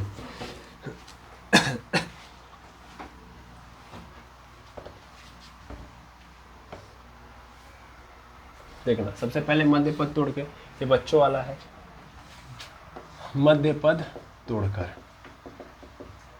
अब देखना कैसे होगा। मध्य पद तोड़कर निकालोगे तो क्या होगा, जैसे मान लीजिए मैंने लिया था x² + 7x + 12, है ना। कैसे करेंगे तो ध्यान से देखिएगा। हम क्या करते हैं, हम सबसे पहले ये जो अचर पद है इसका जो मैक्सिमम पावर वाला वेरिएबल है, इसके बगल वाले कांस्टेंट से गुणा कर देते हैं। अचर वाले का गुणा किससे कर देते हैं? मैक्सिमम पावर वाले वेरिएबल के बगल में जो कांस्टेंट है, कोफिशिएंट बोलते हैं इसको, ठीक है ना। तो उससे हम गुणा करते हैं। तो 12 का गुणा 1 में कर देंगे तो 12 × 12 गुणा कर दिया, क्योंकि बगल में कुछ नहीं था तो 1 था, मान लिया, तो 12 × 12। अब क्या करना है, ध्यान से देखिएगा। अब हमें ये देखना है कि इस 12 के आगे क्या लिखा गया है। तो सर प्लस है ना, और लिखा क्या गया है 7x। तो हमें नंबर पे काम करना है, नंबर पे 7 है ना, प्लस है और क्या है 7 है। तो प्लस होने का मतलब हमें 2 ऐसे नंबर यूज करने पड़ेंगे जिनको जोड़ के क्या लाया जा सके, 7 लाया जा सके। और ये जो गुणा करके ऊपर लिखे गए हो, उन्हीं दोनों नंबर का गुणा करने पर 12 आ जाए। इन 2 नंबर ऐसे चूज करो जिनको जोड़कर 7 लाया जा सके और उनका गुणा करके क्या लाया जा सके, 12 लाया जा सके, है ना। क्लियर है? तो मैं सबसे पहला नंबर चूज करूंगा अपने मन से। यहाँ पे आपका कॉमन सेंस काम करता है। अब देखो, मैं अपने मन से चूज किया 4 और 3। चूज क्या किया मैंने, कैलकुलेट कर लिया होगा। तो 4 और 3 जोड़ूंगा तो 7 हो जाएगा, और 4 का गुणा 3 में कर दूंगा 12 हो जाएगा। मिल गया 2 नंबर, काम बन गया। तो फटाफट और रखो यहाँ पे। तो x², 7 की जगह पे हम क्या लिख देंगे 4 + 3, और बगल में x, और 12 की जगह पे हम क्या लिख देंगे 4 × 3। x² प्लस यहाँ पे हो जाएगा 4x प्लस यहाँ पे हो जाएगा 3x और 4 × 3। कुछ नहीं किया मैंने, 7 की जगह पे 4 + 3 लिख दिया, 12 की जगह पे 4 × 3 लिख दिया बस, और अलग अलग कर दिया। यहाँ पे एक पेयर बनाओ, यहाँ पे एक पेयर बनाओ। यहाँ पे x कॉमन हो जाएगा, मतलब पहले जोड़ा बनाना, 2 टर्म का जोड़ा। यहाँ पे 2 लोग एक साथ आ गए, यहाँ पे 2 लोग एक साथ आ गए। अब देखेंगे x यहाँ से क्या कर लेंगे कॉमन, तो यहाँ से x कॉमन कर लेंगे, तो यहाँ पे 2x था, एक x बचेगा और यहाँ पे 4 बचेगा, और ये वाला x तो फरार हो गया है, बाहर हो गया है, कॉमन हो गया है। प्लस यहाँ पे देखेंगे दोनों में क्या कॉमन दिख रहा है 3, तो 3 कॉमन कर लेंगे, अंदर क्या बच जाएगा x + 4, देखो 3 बाहर हो गया तो x बचेगा, यहाँ पे 4 बचेगा, है कि नहीं है। अब देखो अब कितने पद हो गए, 2 पद हो गए कि नहीं हो गए, 2 पद हो गए, 2 पद हो गए, मतलब एक पद ये दूसरा पद ये, इन दोनों पदों में क्या कॉमन है x + 4, भाई दोनों पदों में x + 4, तो x + 4 यहाँ पे बाहर हो जाएगा, तो अंदर क्या बच जाएगा x + 3, भाई ये बाहर हो गया तो यहाँ पे x और यहाँ पे 3, क्लियर। तो ये जो आप देख रहे हो ये क्या है सर, इसका गुणनखंड है, इसका क्या है गुणनखंड है, यही था, ये गुणनखंड आपने निकाल दिया, फैक्टर निकाल दिया। यानी आप देखिए आप क्या कर दिए, x² + 7x + 12 को तोड़ दिया आपने x + 4 और x + 3 में, दिख रहा है ना। अब अगर ये फैक्टर है तो 100% अगर मैं इससे डिवाइड करूंगा तो ये इसे पूरा पूरा काट देगा, यस और नो, करके देखो, x + 4 से डिवाइड करो, कोई भी चीज़ ऐसे नहीं करते हैं, हर चीज़ का अपने पास 100% प्रूव होना चाहिए और उसके ऊपर कॉन्फिडेंट होना चाहिए। x + 4 से मैं डिवाइड कर रहा हूँ, यही तो करता हूँ, 32 को मैंने 2 से डिवाइड किया था, यस और नो, तो क्या मिला था आंसर 0, मतलब वैसे तो कट गया था ना पूरा, रिमाइंडर बचा था क्या, नहीं, तो मेरे लिए x + 4 से मैंने डिवाइड किया, कैसे करूँगा फटाफट बोलिएगा। यहाँ पे हमारे पास x², यहाँ पे मेरा पहला टर्म क्या है x है, भाग करने सबको आता होगा, यहाँ पे 2 है, यहाँ पे 1 है, मुझे इसे भी 2 बनाना पड़ेगा, तो मैं किससे गुणा कर दूंगा x से। देखो x + 4 में मैं किससे गुणा कर दे रहा हूँ x से गुणा करूंगा तो x का गुणा x में x² और x का गुणा 4 में तो क्या आ जाएगा 4x हो जाएगा, चलो रख दो यहाँ पे, यानी x का मैंने इस x का यहाँ पे x + 4 में गुणा किया तो x² + 4x हो गया। क्या करते हैं साइन चेंज कर देते हैं, यहाँ पे प्लस है तो यहाँ पे माइनस, यहाँ भी प्लस है तो यहाँ पे क्या आ जाएगा, हटा दो, यहाँ पे डायरेक्ट क्या लगा दो माइनस। अब देखो x² से x² कैंसिल, सेम, लेकिन एक प्लस है एक माइनस में कैंसिल हो गया, यहाँ पे 7 में से 4 चला जाएगा, कितना x बचेगा, यहाँ पे 3x बचेगा और प्लस यहाँ पे 12। अब मुझे क्या चाहिए, मुझे इस x को 3x बनाना है, तो इसमें कितने से गुणा कर दूंगा मैं 3 से, तो यहाँ पे +3, ये ना करूँगा 3 से गुणा करूँ 3x हो जाएगा, 3 से गुणा 4 में करोगे तो 3 चौके 12, यहाँ पे प्लस है, यहाँ पे क्या लगा दूंगा माइनस, यहाँ पे प्लस है, यहाँ पे क्या लगा दूंगा माइनस, कैंसिल, आंसर क्या मिल गया 0। देखो पूरा कट गया कि नहीं कट गया, क्लियर आ रहा है समझ में। फैक्टर कैसे निकालना है, स्प्लिट करके, देखो मिड टर्म को तुमने क्या कर दिया, तोड़ के कर दिया, ये तरीका हमारे पास है, लेकिन इसको करने के लिए दिमाग कितना सारा दौड़ाना पड़ेगा, हाँ या ना बोलो। एक आध क्वेश्चन में करवा देता हूँ यहाँ से, अगर कोई ऐसा मिल जाता है तो। ये पूरा समझ में आ गया, चलो अगला देखते हैं हम लोग। चलो ऐसा क्वेश्चन है नहीं, अच्छे वाले क्वेश्चन है इन सब में, चलो कोई बात नहीं, मैं खुद ही क्वेश्चन देता हूँ। ये समझ में आ गया ना। अच्छा देखो ये तो 1 से मैंने डिवाइड किया, x + 3 से भी मैं डिवाइड करता तो भी हो जाता। अच्छा एक चीज़ और एनालिसिस कर लो, तुमने x + 4 से डिवाइड किया तो आंसर क्या मिला, x + 3, यानी 1 से डिवाइड करोगे तो दूसरा फैक्टर पता चल जाएगा। ये भी एक नई बात समझो, एक फैक्टर से डिवाइड करोगे तो दूसरा पता चल जाएगा। जैसे 2 से डिवाइड करोगे तो 16 आएगा ना, 32 में करोगे तो 16 भी तो एक फैक्टर है। 32 के कितने फैक्टर थे, 2 था, 4 था, 8 था, फिर 16 था। एक एक करके सबसे डिवाइड करते जाओ, हर वाला मतलब कोई भी एक डिवाइड करोगे तो एक ठो दे देगा। 16 से डिवाइड करोगे 2 आ जाएगा, 4 से डिवाइड करोगे 8 आ जाएगा, है ना, 8 से डिवाइड करोगे 4 आ जाएगा, तो अगला फैक्टर मिल जाएगा। फायदा है, एक फैक्टर पता करो, एक फैक्टर से डिवाइड, उस फैक्टर से डिवाइड कर दो, दूसरा फैक्टर मिल जाएगा। समझ आ रहा ना। और यही यूज करना है आपको दिमाग, यही कॉमन सेंस यूज करना है जब क्यूबिक पॉलिनोमियल आएगा। समझ आ रहा ना। क्यूबिक पॉलिनोमियल में क्या करना होगा, आपको एक फैक्टर लेके आना होगा और उसी एक फैक्टर से फिर क्या कर देना है, डिवाइड कर देना है, तो फिर क्या मिल जाएगा हमको, दूसरा फैक्टर पता चल जाएगा, दूसरा फैक्टर पता चल जाएगा, आराम से काम चल जाएगा। समझ आ रहा है ना। अब प्रश्न आता है कि एक क्या बोलते हैं पॉलिनोमियल के कितने फैक्टर हो सकते हैं। तो देखो अगर ये क्वाड्रेटिक है तो इसके कितने होंगे, 2। भाई देखो मैक्सिमम पावर जितनी उतने फैक्टर, इसमें मैक्सिमम पावर कितनी है, 2 है, तो इसका मतलब इसके फैक्टर भी कितने होंगे, 2। देखो 2 लोग मिले कि नहीं मिले, x + 4 x + 3। क्यूबिक है तो क्यूबिक में मैक्सिमम पावर कितनी होती है, 3, तो फैक्टर भी कितने मिलेंगे, 3। समझ में आया, हाँ है ना। और फैक्टर मतलब समझ में आ रहा है ना, जो इसको पूर्ण रूप से 0 में कन्वर्ट कर दे, यानी पूरा डिवाइड कर दे। आई होप समझ में आ गया होगा। एक क्वेश्चन और देख लेते हैं तब हम आगे बढ़ते हैं। थोड़ा टाइम टेकिंग तो है भाई, सन से पढ़ाने में नहीं मजा आएगा, फील लेके पढ़ने में मजा ज़्यादा आता है ना।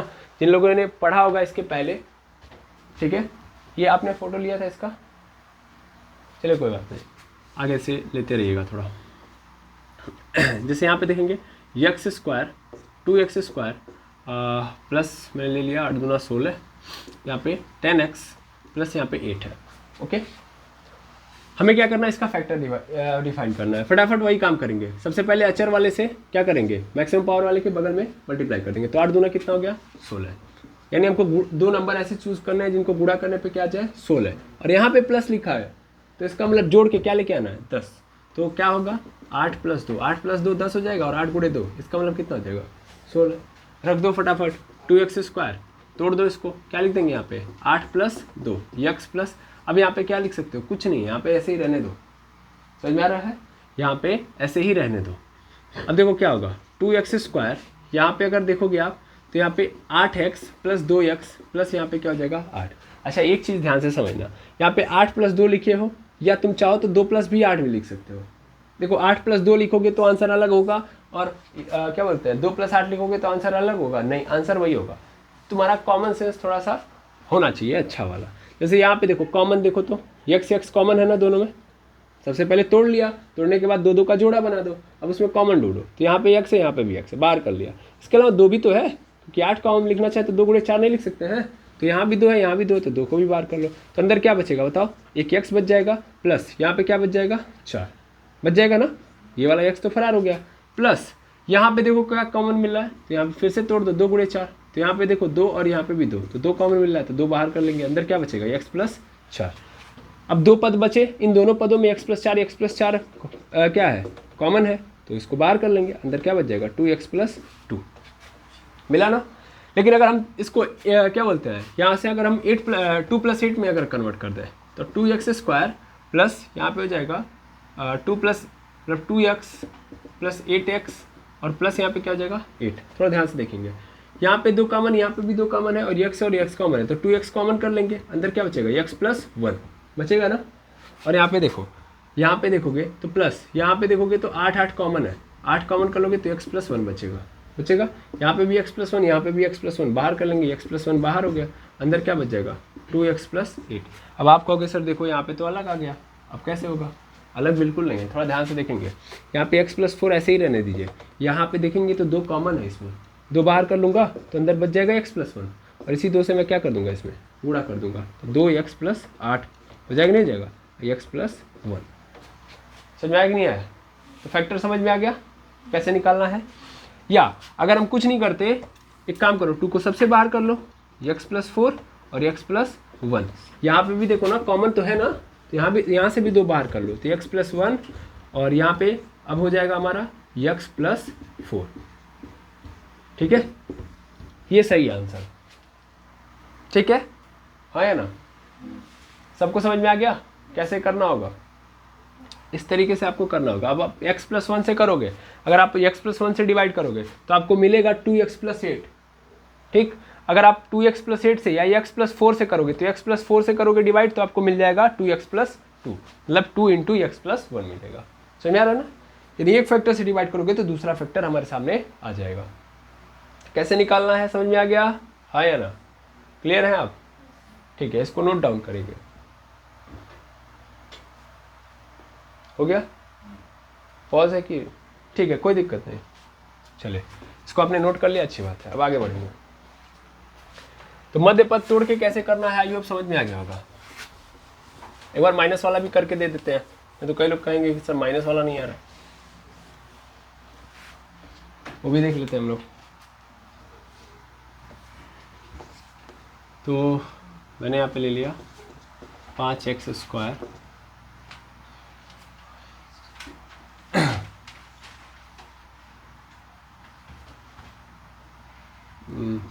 प्लस यहाँ पे 3x माइनस यहाँ पे 5 × 15,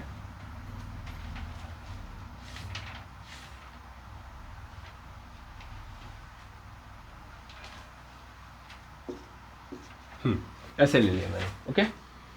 आसान सा क्वेश्चन है, ज़्यादा कुछ दिक्कत नहीं है यहाँ पे। या एक काम करो, सिंपल ले लेते हैं, आसान, x square plus x minus 72। ठीक है, ये वाला क्वेश्चन है। इसको कैसे सॉल्व करेंगे? सिंपल वही काम करें सर, एक्स स्क्वायर के बगल में जो नंबर है इससे 72 से मल्टीप्लाई कर दो। 72 का मल्टीप्लाई 1 में होगा तो 72 आ जाएगा, है ना। अब यहाँ पे माइनस लिख दिया, तो माइनस लिख दिया, इसका मतलब घटाना है इस बार। पहले होता था प्लस, तो प्लस मतलब जोड़ के एक्स के बगल वाले को लेके आना था, लेकिन इस बार माइनस है तो माइनस करके हमको एक्स के बगल वाले को लेके आना है। अब माइनस करके एक्स के बगल वाले को कैसे लेके आएंगे? लेके आएंगे ना भाई, टेंशन मत लो। यहाँ पे एक्स के बगल में कितना है? 1 है, इसका मतलब हमको क्या करना है? घटा के कितना लेके आना है? 1, और गुणा करके कितना लाना है? 72। नंबर चूज करो, तो नंबर क्या होगा? 9 और 8। तो 9 का मल्टीप्लाई अगर हम 8 में कर दें, 9 का मल्टीप्लाई 8 में कर दें तो 72 आ जाएगा, है ना। और 9 में से 8 घटा दे तो क्या मिल जाएगा? 1 हो जाएगा ना। अच्छा, कई लोगों को नहीं पता होगा, लेकिन मैं बता दूं, इसको भी करने का तरीका ये है कि हम 72 जो हमारे लास्ट में दिया गया उसी का फैक्टर निकालना है। इससे निकालोगे फटाफट मिलते जाएगा। 2 से करोगे 36 हो जाएगा, फिर 2 से करोगे फिर कितना आ जाएगा? 18, फिर 2 से करोगे 9, फिर 3 से करोगे 3, फिर 3 से करोगे 1। अब देखो यहीं से ढूंढना होता है, यहाँ से लॉजिक बनाओ भाई। हमको क्या करना है? घटा के 1 लाना है, गुणा तो कैसे भी करोगे इसमें हो जाएगा। 2 दूना 4 दूना 8 और 3 तरीके 9। देखो यहाँ से 8 मिल गया, यहाँ से 9। जाहिर सी बात है, इन दोनों का आपस में गुणा करेंगे तो 72 आएगा, और घटा देंगे तो मिल जाएगा 1, है ना। तो यहीं पे आपको क्या करना है? आपस में पेयर बना के आपको गुणा करके घटाना जोड़ना है, जो आपको लेके आना है। ओके, ये मत करिएगा कि 2 गुणे 2, एक बार इसमें 2 ले लिया है, तीनों 2 इसमें आ चुके हैं ना, तो अब यहाँ से भी फिर मतलब जब यहाँ से बना रहे तो 1 2 और इसमें ले लो। नहीं, जब आप एक साथ इनको ले लिए तो अब यहाँ का नंबर इस वाले में नहीं जाना चाहिए, तभी आपका करेक्ट हो पाएगा। समझ में आ रहा है? हाँ, तो ऐसे बनाइएगा। अब एक्स स्क्वायर, अब यहाँ पे हम लिख सकते हैं 9 - 8, बगल में 1 है ना, बिल्कुल, -72 x square plus 9x minus 8x minus 72। क्या हो गया भाई? क्या इतना पेज पलट रहा है? 8 × 9। अब यहाँ पे देखो, एक पेयर यहाँ पे बन गया, एक पेयर यहाँ पे, x क्या कर लेंगे? कॉमन। यहाँ पे बच गया x + 9 -8 कॉमन कर लेंगे, x + 9। देखो माइनस कॉमन करोगे तो माइनस कॉमन करने का मतलब अंदर माइनस भी किस में कन्वर्ट हो जाएगा? प्लस में। माइनस में था ना, प्लस में हो गया। यहाँ पे माइनस में था, यहाँ पे क्या हो गया? प्लस। अब देखो दोनों में कॉमन है x + 9, तो x + 9 को बाहर कर लेंगे, अंदर क्या बच जाएगा? x - 8। क्लियर है? अब x - 8 से गुणा x - 9 से डिवाइड करोगे क्या मिलेगा? x - 8, और x - 8 से डिवाइड करोगे क्या मिल जाएगा? x + 9। आई होप समझ में आ गया होगा। तो मध्य पद तोड़ने वाला खेल खत्म। अगला देख लेते हैं हम लोग।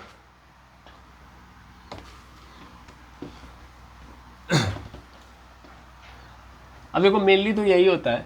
मैं एक काम करता हूँ, मैं लास्ट वाला बता देता हूँ, तीसरा वाला, क्योंकि पूर्ण वर्ग बनाकर भी बहुत कम ही क्वेश्चन मिलते हैं। इन चलो अब लिख दिया तो पढ़ाएंगे, कोई दिक्कत नहीं है।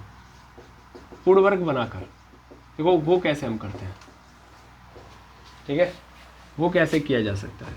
तो एक्स स्क्वायर प्लस मान लेता हूँ 4x, और प्लस यहाँ पे क्या लिखा गया? 6। ठीक है, तो पूर्ण वर्ग बनाने का मतलब ध्यान से समझिएगा, हमें एक फॉर्मूला पता होना चाहिए, a + b का होल स्क्वायर। वो होता है a² + b² + 2ab। सही फॉर्मेट तो इसका है कि a² + 2ab + b²। और दूसरा फार्मूला a - b का होल स्क्वायर, क्योंकि होता है a² - 2ab + b²। ठीक है, हमें क्या करना होगा? हमें इस पूरे को इस रूप में कन्वर्ट करना होगा। ठीक है, बस, यानी हमें ये जो पूरा दिया गया है इस रूप में कन्वर्ट करना है। तो ये तो दिख रहा है, ये तो हो जाएगा x का स्क्वायर, है ना। मेनली ऐसा एक ध्यान से समझो, ये स्क्वायर है, ये 2ab है, और ये क्या है हमारा? b²। यहाँ पे हमको b² चाहिए, है नहीं।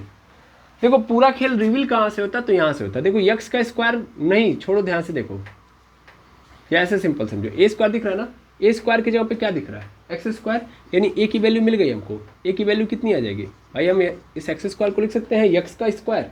इसका मतलब a की वैल्यू क्या है? a की वैल्यू यहाँ पे x मिल गई, है ना। अब a की वैल्यू मिल गई तो 2ab के जगह पे हमारे पास क्या है बताओ? 4x है। यहाँ पे ला के रखना, आसानी से हो जाएगा। 2ab की जगह पे 4x है ना भैया, बस। अब देखो 2 ऐसे रहेगा, a की जगह पे हमको क्या मिल जा रहा है? x। b नहीं पता है हमको, कहाँ है सर? b² है, क्या है? 6। अरे भाई, क्या यहाँ पे हम 6 को किसी का स्क्वायर लिख सकते हैं? क्या 6 किसी का स्क्वायर है? नहीं है। तो इसका मतलब ये b² की जगह पे तो नहीं, हमको रखना पड़ेगा, बनाना पड़ेगा। तो वो कैसे मिलेगा वहाँ पे देखेंगे। तो यहाँ पे b ऐसे ही रहेगा, = 4x। हमें b की वैल्यू चाहिए, तो 2x को उधर भेज देंगे, तो 4x / 2x कैंसिल आउट हो जाएगा कितनी बार में? 2 बार में, यानी b की जगह पे क्या होना चाहिए? 2। b की जगह पे क्या होना चाहिए? 2। बी की जगह पे 2 होना चाहिए, इसका मतलब बी स्क्वायर की जगह पे कितना होना चाहिए 4, यानी मुझे यहाँ पे किसी भी कीमत पे 4 लाना पड़ेगा, तभी जाके मेरा पूरा गेम चल पाएगा। अब मैं इस 6 को लिखना चाहूँ तो 4 में कन्वर्ट कर सकता हूँ क्या? बिल्कुल सर। 6 को लिखना चाहूँ तो 4 + 2 लिख सकता हूँ, लिख सकता हूँ ना, काम बन गया, काम खत्म। देखो अब देखो x² + 4x + 4 और +2, ये देखो इसको मैं लिखना चाहूँ तो x² और इसको मैं तोड़ूंगा तो 2 × x × 2 लिख सकता हूँ, और प्लस यहाँ पे क्या लिख सकता हूँ 2 का स्क्वायर, और बगल में +2 ऐसे ही रहेगा। क्या बन गया ये a² + 2ab + b² बन गया कि नहीं बन गया? तो क्या हम इसको a + b का होल स्क्वायर लिख सकते हैं? बिल्कुल लिख सकते हैं सर, यानी यहाँ पे हो जाएगा x + 2 का होल स्क्वायर। भाई a x था, b 2 था, तो मिल गया a + b का होल स्क्वायर, तो ax + 2 का होल स्क्वायर हो गया। हाँ या ना? क्लियर है? अच्छा, इसके बाद ये देखो, ये जो लिखा गया है यहाँ पे अपने पास क्या है +2 लिखा गया है। तो मिलली अगर हम इसको लिखना चाहें, मिलली हम +2 को क्या लिख सकते हैं? तो हम √2 का स्क्वायर लिख सकते हैं, है ना? भाई 2 है तो इसको हम √2 में, मतलब 2 को तोड़ेंगे तो √2 × √2 हो जाएगा ना, यानी √2 का स्क्वायर। तो यहाँ पे हम √2 का स्क्वायर डाल देंगे, डाल दिया, और बीच में क्या लगा है प्लस। तो एक हो गया a², दूसरा हो गया b², बन गया कि नहीं बन गया? अब यहाँ से चाहें, मिलली क्या होता है कि हमारा क्वेश्चन थोड़ा सा ऑड था, अगर हम चाहते हैं यहाँ पे मिलली, अगर आप देखें तो यहाँ पे मैक्सिमम चांसेस में आपको माइनस मिलेगा। आपको जितने भी क्वेश्चन मिलेंगे यहाँ पे क्या मिलेंगे? माइनस में मिलेंगे। जैसे सिंपल यही क्वेश्चन है, मैं बता रहा हूँ। जैसे देखो यहाँ पे जब आप इस रूप में आओगे, इस रूप में आने के बाद आप रुक जाओगे, यहाँ पे बीच में क्या होना पड़ेगा? माइनस। मैं ऐसे एज्यूम कर ले रहा हूँ कि यहाँ पे क्या है? माइनस है, ठीक है ना? यहाँ पे क्या है? माइनस। अब देखो कैसे होगा ये क्वेश्चन। अब ध्यान से देखो, एक फार्मूला और होता है a² - b², उसको हम क्या लिखते हैं? पहले ब्रैकेट में a + b, दूसरे में a - b, होता है ना? तो देखो ध्यान से देखो, ये a² हो गया माइनस ये वाला क्या हो जाएगा? b²। तो पहले ब्रैकेट में a + b, मतलब a के जगह पे x + 2 प्लस b के जगह पे क्या है? √2। क्लियर? क्लियर। दूसरा फैक्टर a b, यानी x + 2 माइनस में √2। देखो 2 फैक्टर बन गए कि नहीं बन गया? बन गया, एक ये और एक ये, यानी ये टूट गया 2 फैक्टर में। क्लियर है? अभी प्लस था इसलिए हम नहीं कुछ कर सकते हैं, लेकिन माइनस है, यहाँ पे आपको ज़्यादा चांसेस में मिलेंगे। आपको पूर्ण वर्ग बनाकर सॉल्व करने के लिए ऐसे ही क्वेश्चन दिए जाएंगे जिसमें आप क्या करोगे? जिनमें आप यही देखोगे कि हर बार आपको माइनस मिलता हुआ नजर आएगा। क्लियर है? इसको भी आप क्या कर लेंगे? सबसे पहले नोट कर लेंगे। नोट कर लिया आपने? ठीक है, अब आगे देखेंगे। अब इसी टाइप से एक और क्वेश्चन,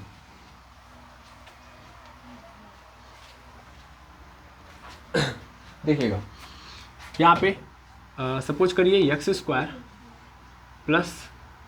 2x और यहाँ पे +1।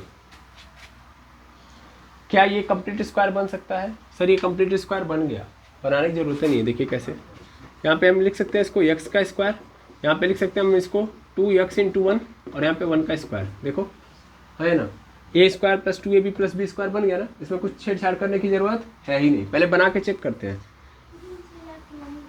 ठीक है, तो यहाँ पे बन गया ax² + 2x + 1। अब यहाँ पे क्या हो जाएगा? x + 1 का होल स्क्वायर हो गया। होल स्क्वायर क्या मतलब? x + 1 × x + 1। ठीक है, लेकिन अगर सपोज कर लीजिए x² यहाँ पे +6x दे दिया और यहाँ पे +1 है, अब कैसे करेंगे? तो देखिए ये तो x का स्क्वायर बन जाएगा, यहाँ पे 2 × x हो जाएगा, लेकिन यहाँ पे b कन्फर्म हो पाएगा है? नहीं भाई, यहाँ पे तो क्या हो रहा है? 2x × 3 हो रहा है ना? हाँ, इसको मैं तोड़ूंगा तो यही तो बनेगा 2x × 3, तभी तो मेरा 6x होगा। 2 × 3 = 6x। भाई ये नहीं चेंज कर सकता मैं, ये तो वही रहेगा। लेकिन अगर यहाँ पे 3 रख रहे हैं तो यहाँ पे 3 का स्क्वायर होना चाहिए, है ना? यहाँ पे 3 का स्क्वायर होगा तभी तो यहाँ पे 3 होगा। भाई 2ab, मान लो हमको फॉर्मूला बनाना है तो यहाँ पे इसका स्क्वायर तो बन जा रहा है, फिर 2ab में तो 2a भी मिल जा रहा है, लेकिन b के जगह पे हमारे पास क्या आ रहा है? 3 आ रहा है, तब जाके ये परफेक्ट बैठ रहा है। दिख रहा है ना साफ साफ? इसका मतलब मुझे यहाँ पे क्या रखना पड़ेगा? 3 का स्क्वायर। यहाँ पे मुझे 3 का स्क्वायर चाहिए, तो मैं क्या करूँगा? एक बार 3 का स्क्वायर जोड़ दूंगा और एक बार क्या करूँगा? 3 का स्क्वायर घटा दूंगा। जब ऐसी सिचुएशन हो जहाँ पे हमको ये नज़र आ रहा है कि हमारा यहाँ पे जो परफेक्ट बैठ रहा है, और यही मिलेगा ही मिलेगा हर बार, देखिए यहाँ पे हमें इसको सटीक करने के लिए क्या करना पड़ेगा, 3 का स्क्वायर लाना पड़ेगा। तो हम एक बार 3 का स्क्वायर जोड़ देंगे और एक बार घटा देंगे।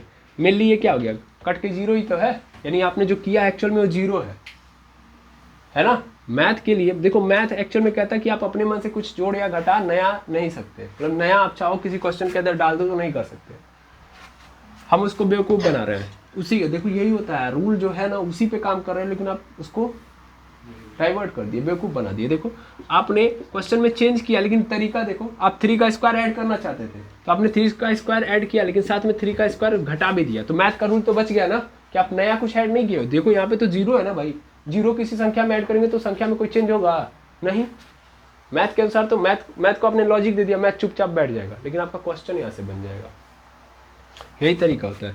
तो 3 का स्क्वायर माइनस 3 का स्क्वायर, और यहाँ पे क्या हो जाएगा +1। भाई यही था ना, तो उसको तो वहाँ पे रखना पड़ेगा। अब देखो ये काम खत्म, बन गया ना, a² + 2ab + b², यानी +b का होल स्क्वायर बन गया, यानी x + 3 का होल स्क्वायर, यही तो होगा।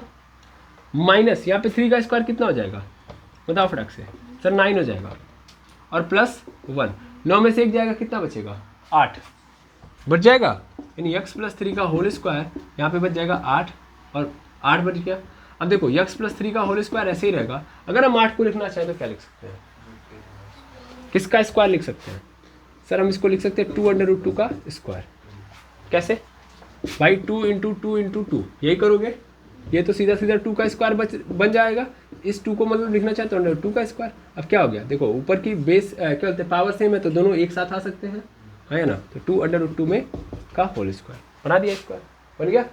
अब क्या है ये a², ये क्या है b² बन गया, a² - b² बन गया। तो पहले ब्रैकेट में a + b यानी x + 3 + 2√2, और दूसरे ब्रैकेट में a - b यानी x + 3 - 2√2 आ गया। देखो 2 फैक्टर मिल गए कि नहीं मिल गए। आई होप समझ में आ गया होगा कि पूर्ण वर्ग बनाकर कैसे हम लोग क्या करते हैं, फैक्टर निकालते हैं किसके, क्वाड्रेटिक पॉलिनोमियल के। क्लियर है, इसको भी नोट कर लेंगे। अब हम तीसरा देख लेते हैं, उसके बाद खत्म। तीसरा देख लेते हैं। तीसरा जो है quadratic formula, by quadratic formula, यानी द्विघाती सूत्र से,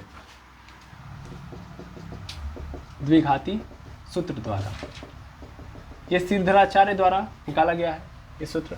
सूत्र क्या है, तो -b ± अंडर रूट में b² - 4ac अपॉन पूरे के नीचे 2a। ठीक है, इसको भी आप स्प्लिट करोगे। देखो हमको पता है कि इसके कितने फैक्टर आने वाले हैं, 2।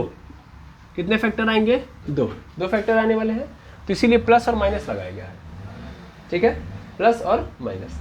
पहला फैक्टर तब निकलेगा जब आप प्लस लेके चलोगे, दूसरा फैक्टर तब निकलेगा जब आप माइनस लेके चलोगे। और ये क्या है, फॉर्मूला है, ठीक है ना, ये क्या है, फॉर्मूला है। तो x = ये फॉर्मूला है। कैसे होता है, तो ले लो x² + 7x + 12, यहाँ पे क्वाड्रेटिक फॉर्मूला है, सॉरी क्वाड्रेटिक पॉलिनोमियल है। हमें इसका क्या निकालना है, फैक्टर निकालना है। देखो सबसे पहला काम, क्वाड्रेटिक पॉलिनोमियल के स्टैंडर्ड फॉर्म से डिवाइड कर दो। देखो लीनियर पॉलिनोमियल है, रैखिक बहुपद है, क्या है, रैखिक बहुपद। तो रैखिक बहुपद का मानक रूप क्या होता है, ax + b, क्या होता है, ax + b। द्विघाती बहुपद का कितना होता है, द्विघाती बहुपद का ax² + bx + c। और त्रिघाती बहुपद, त्रिघाती बहुपद का स्टैंडर्ड फॉर्म, स्टैंडर्ड फॉर्म मतलब इस रूप में होना चाहिए, इस तरीके से ax³ + bx² + cx + d। ठीक है, तो आप भी क्या करोगे, द्विघाती बहुपद के स्टैंडर्ड फॉर्म से ax² + bx + c से तुलना करो, से तुलना करने पर, ठीक है, तुलना करो। यहाँ पे देखो x², यहाँ भी x², x² से x² खत्म, a की जगह पे क्या है, यहाँ पे सर, यहाँ पे बगल में 1 है, यहाँ पे x² के बगल में a है, इसका मतलब a की जगह पे क्या आ गया, 1। फिर b की जगह पे देखो, यहाँ पे x है, यहाँ पे x है, b की जगह पे यहाँ पे क्या है सर, यहाँ पे b है, और यहाँ पे क्या है 7 है, तो b की वैल्यू कितनी आ गई 7, और c की जगह पे यहाँ पे क्या है, सीधा सीधा 12 है। मिल गया abc का मान, तुलना किया, मिल गया abc का मान। बस उठा के इसमें चिपकाना है और कुछ नहीं करना। अब तो फॉर्मूले में चिपकाना है ना भाई, ठीक है ना। अब क्या करो, सिद्धराचार्य सूत्र से या द्विघाती सूत्र से, सिद्धाचार्य सूत्र से, चलो फटाफट देख लो। सिद्धाचार्य सूत्र से अगर देखोगे तो क्या होगा, तो यहाँ पे रखोगे x is equal to minus b है, तो माइनस ऐसे रहेगा, b के जगह पे क्या है अपने पास 7 7 प्लस माइनस कड़ी के अंदर बी स्क्वायर यानी 7 का स्क्वायर माइनस 4ac, 4 ऐसे ही रहेगा, a के जगह पे 1 है, c के जगह पे क्या है 12 है, ठीक है ना। पूरे के नीचे 2a, a के जगह पे क्या है 1 है।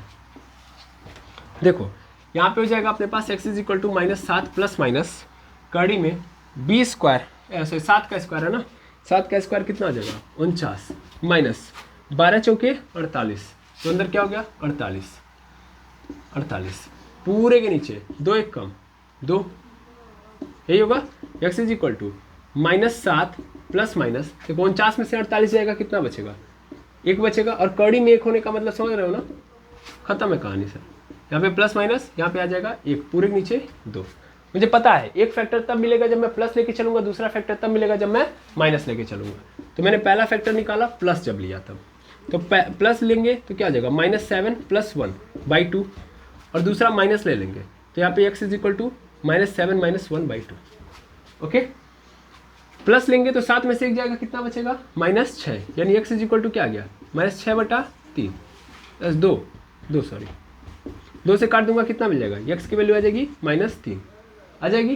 और यहाँ पे देखो, यहाँ पे अगर मैं करूँ तो x इज इक्वल टू -8/2 काट दो, x की वैल्यू कितनी आ जाएगी -4। अब इसको उठा के इधर कर दो, यानी x -3 इज इक्वल टू 0, इधर उठा के इसको इधर कर दो तो x -4 इज इक्वल टू 0। इसका मतलब एक फैक्टर क्या हो जाएगा x -3, दूसरा क्या हो जाएगा x -4। यानी इसको अगर मैं तोड़ना चाहूँ तो मैं तोड़ के क्या लिख सकता हूँ, x -3 और x -4। आया समझ में, समय से निकल गया। और ये क्वेश्चन आप पहले भी कर चुके हो और आप निकाल चुके हो। निकालने का आसान तरीका है ना, सिंपल। सबसे पहला क्या करना, जो भी दिया होगा, और देखो ये सबसे सटीक है, किसी भी क्वाड्रेटिक पॉलिनोमियल का अगर आप निकालना चाहते हो क्या फैक्टर, तो इससे बेहतर तरीका नहीं है। सिंपल क्या करना है, इसके स्टैंडर्ड फॉर्म से तुलना कर देना है, एबीसी का मान निकालना है, फॉर्मूले के अंदर रखना है और आराम से आंसर निकाल लेना है। इससे आसान कोई तरीका भी नहीं है और इससे बेहतर कोई मेथड नहीं है। ओके, क्या कोई दिक्कत, तो आराम से आप निकाल सकते हो। आई होप समझ में आ गया होगा, इसको भी आप नोट डाउन कर लेंगे। ठीक, यहां तक हो गया आपका फैक्टर निकालने का तरीका। ये तो द्विघाती बहुपद का है, अब त्रिघाती का दे दे तब। ठीक है, अब त्रिघाती का फटाफट देख लेते हैं, क्यूबिक पॉलिनोमियल है तो उसका हम मेथड देख लेते हैं। अब आप द्विघाती बहुपद का निकाल लोगे,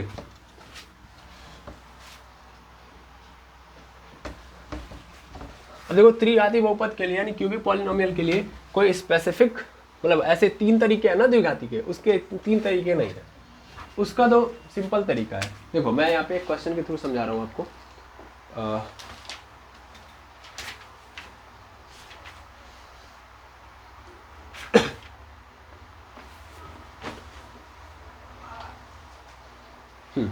x³ + x - 3x² - 3, ये क्या है आपका, बता सकते हैं आप? ये आपका क्यूबिक है ना। इसको सही फॉर्मेट में लिख देता हूँ मैं, -3x² + x - 3 लिखा गया है, जानबूझ के मैंने किया है, अभी मैं बताऊंगा उस तरीके से क्या होता है। अब हमसे कह रहा है कि इसका आप क्या निकाल दीजिए, फैक्टर निकाल दीजिए। तो फैक्टर निकालने के लिए हमें क्या करना होगा कि मेथड नहीं अपनाने, यहाँ पे एक के तरीका है, कई तरीके सब होगा। यहाँ पे तरीका क्या है कि आप अपने मन से कोई एक नंबर पहले चूज करो, और वो नंबर ऐसा होना चाहिए कि वो क्या बना दे, इस पूरे को 0। याद रखना, अपने मन से कोई एक नंबर सेलेक्ट करना है जिससे क्या बन जाए, पूरा का पूरा 0 बन जाए। ठीक है, तो हम अपने मन से x = 0 डाल देते हैं, चेक करते हैं। 0 डाल दिया तो यहाँ पे क्या हो जाएगा, ये 0 हो जाएगा, ये 0 हो जाएगा, ये 0, क्या बन गया, क्या बच गया, -3 बच गया ना। तो क्या ये पूरा 0 कर पा रहा है, नहीं, तो इसका मतलब ये नहीं होगा मेरा आंसर।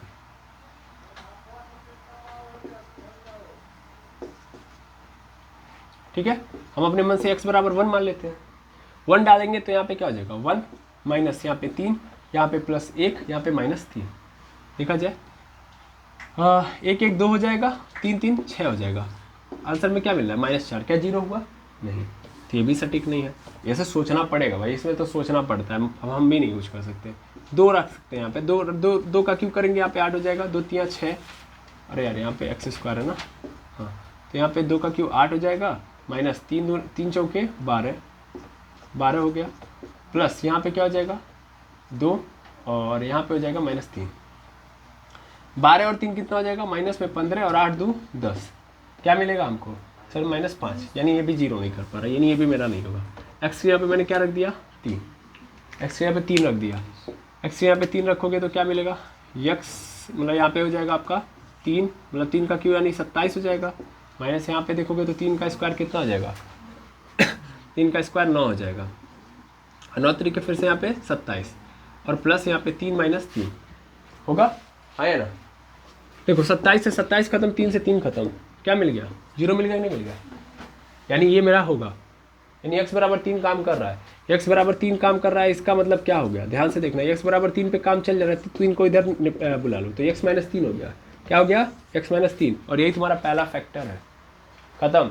जिस वैल्यू पे 0 हुआ उसको उठा दो, उठा के बुला लो किधर के किसके पास, x के पास, ये बन गया तुम्हारा पहला फैक्टर। मिल गया एक फैक्टर मिल गया, तो दूसरा फैक्टर अपने आप निकल के आ जाएगा। हम क्या कर देंगे, इसी से डिवाइड कर देंगे, बस खत्म।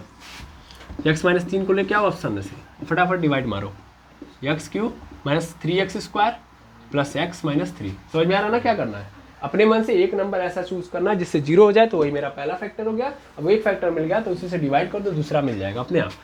तो देखो कितने फैक्टर होंगे, पहले ये क्लियर कर दो, 3 होंगे भाई, क्यूबिक पॉलिनोमियल है ये। अब आप कहोगे सर आपने एक निकाले, अभी तो 2 निकलेंगे ना। हाँ डिवाइड करो, अभी समझ में आ जाएगा।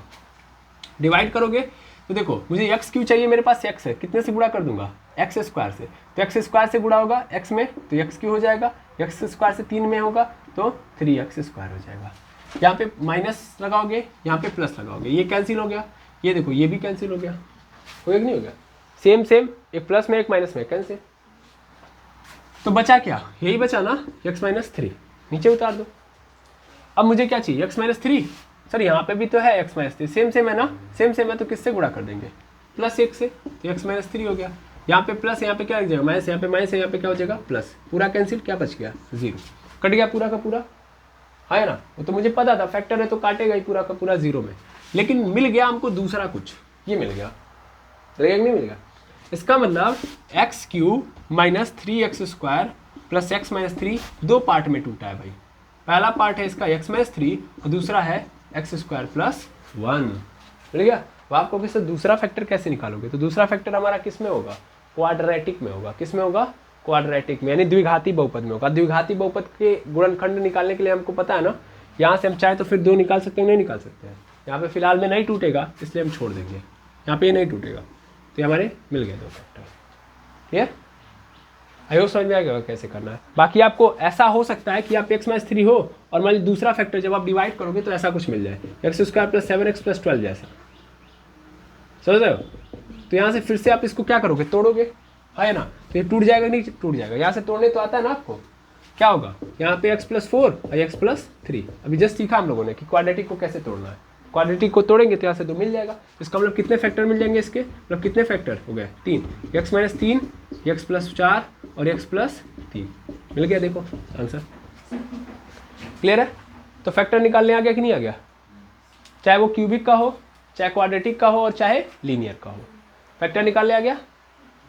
चलिए अच्छी बात है कि आपको फैक्टर निकालने आ गया। अब इस पे बेस्ड बहुत क्वेश्चन मिलेंगे, ऐसे क्वेश्चन नहीं मिलेंगे, ये टफ, मतलब अभी आपने समझ लिया कि फाउंडेशन अपना क्लियर कर लिया बहुपद में, ठीक है। अब हम देखेंगे कुछ बातें जो कि जरूरी हैं, उनको समझ लेते हैं, उसके बाद हम आगे बढ़ जाते हैं। अब कुछ थ्योरम्स है, कुछ थ्योरम है, थ्योरम को पकड़ लेते हैं, उसके बाद ये चैप्टर क्या हो जाएगा क्लोज, कॉन्सेप्ट आपके हाथ में आ चुका है।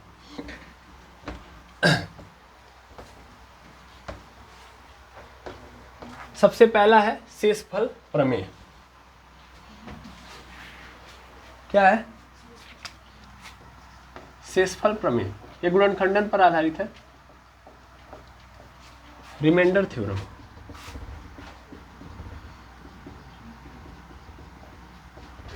रिमाइंडर थ्योरम क्या मतलब है इसका, इसको मैं एक क्वेश्चन से दिखाता हूं। एक क्वेश्चन है हमारे पास, लिखा है यदि, क्वेश्चन देखिएगा, यदि y + 3 y+3 से व्यंजक 5y³ 5y³ plus 5y² minus 6y minus 9 पूर्णतः विभाजित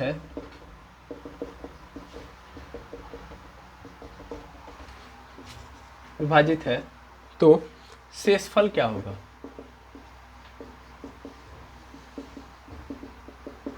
शेषफल क्या होगा? देखो, क्वेश्चन वाले ने ये कहा कि अगर y+3 से ये जो व्यंजक है पूर्ण रूप से विभाजित है ना, तो शेषफल क्या होगा? अब अगर मान लो अगर ये पूर्ण रूप से डिवाइड हो जाता है, पूर्ण रूप से डिवाइड होने का मतलब क्या होता है? तब तो जीरो हो गया ना, रिमाइंडर क्या मिलेगा हमको? जीरो। यहाँ पे तो यही समझ में आ रहा है मेनली। यहाँ पे ये थ्योरम भी यही कहता है कि अगर मान लीजिए कि एक परिमेय धन पूर्णांक है, सिंपल यहाँ पे मैं स्टेटमेंट दे रहा हूँ, x में से a से भाग दिया जाए तो शेषफल जो है मूल व्यंजक में x बराबर a रखने पर जो प्राप्त होता है उसके समान होता है। देखो यहाँ पे ये जो बात बोली जा रही है इसको मैं समझाना चाहूँगा और आप समझेंगे तभी समझ में आएगा। यहाँ पे थोड़ा सा हमें और बताया जा रहा है लेकिन ऐसा कुछ कहानी नहीं है। यहाँ पे देखिएगा ध्यान से, y+3 है, y+3 से अगर मैं इसमें डिवाइड करता हूँ 5y³ plus 5y² plus 6y minus 9, ठीक है, यहाँ पे लिखा गया है। अब मेनली अगर हम इसमें डिवाइड कर रहे हैं तो डिवाइड करो तो देखा जाए कितना आता है, अपने आप समझ में आएगा। तो यहाँ पे सबसे पहले 5y से मैं मल्टीप्लाई कर दूंगा 5y² से, तभी तो 5y³ बनेगा। 5y² तो 5y³ हो जाएगा, 5 यहाँ 15y² हो जाएगा। यहाँ पे प्लस, यहाँ पे क्या लग जाएगा? Minus, cancel. यहाँ पे प्लस है, यहाँ पे भी क्या लग जाएगा? माइनस। और यहाँ पे 15 में से 5 चला जाएगा, कितना बच जाएगा?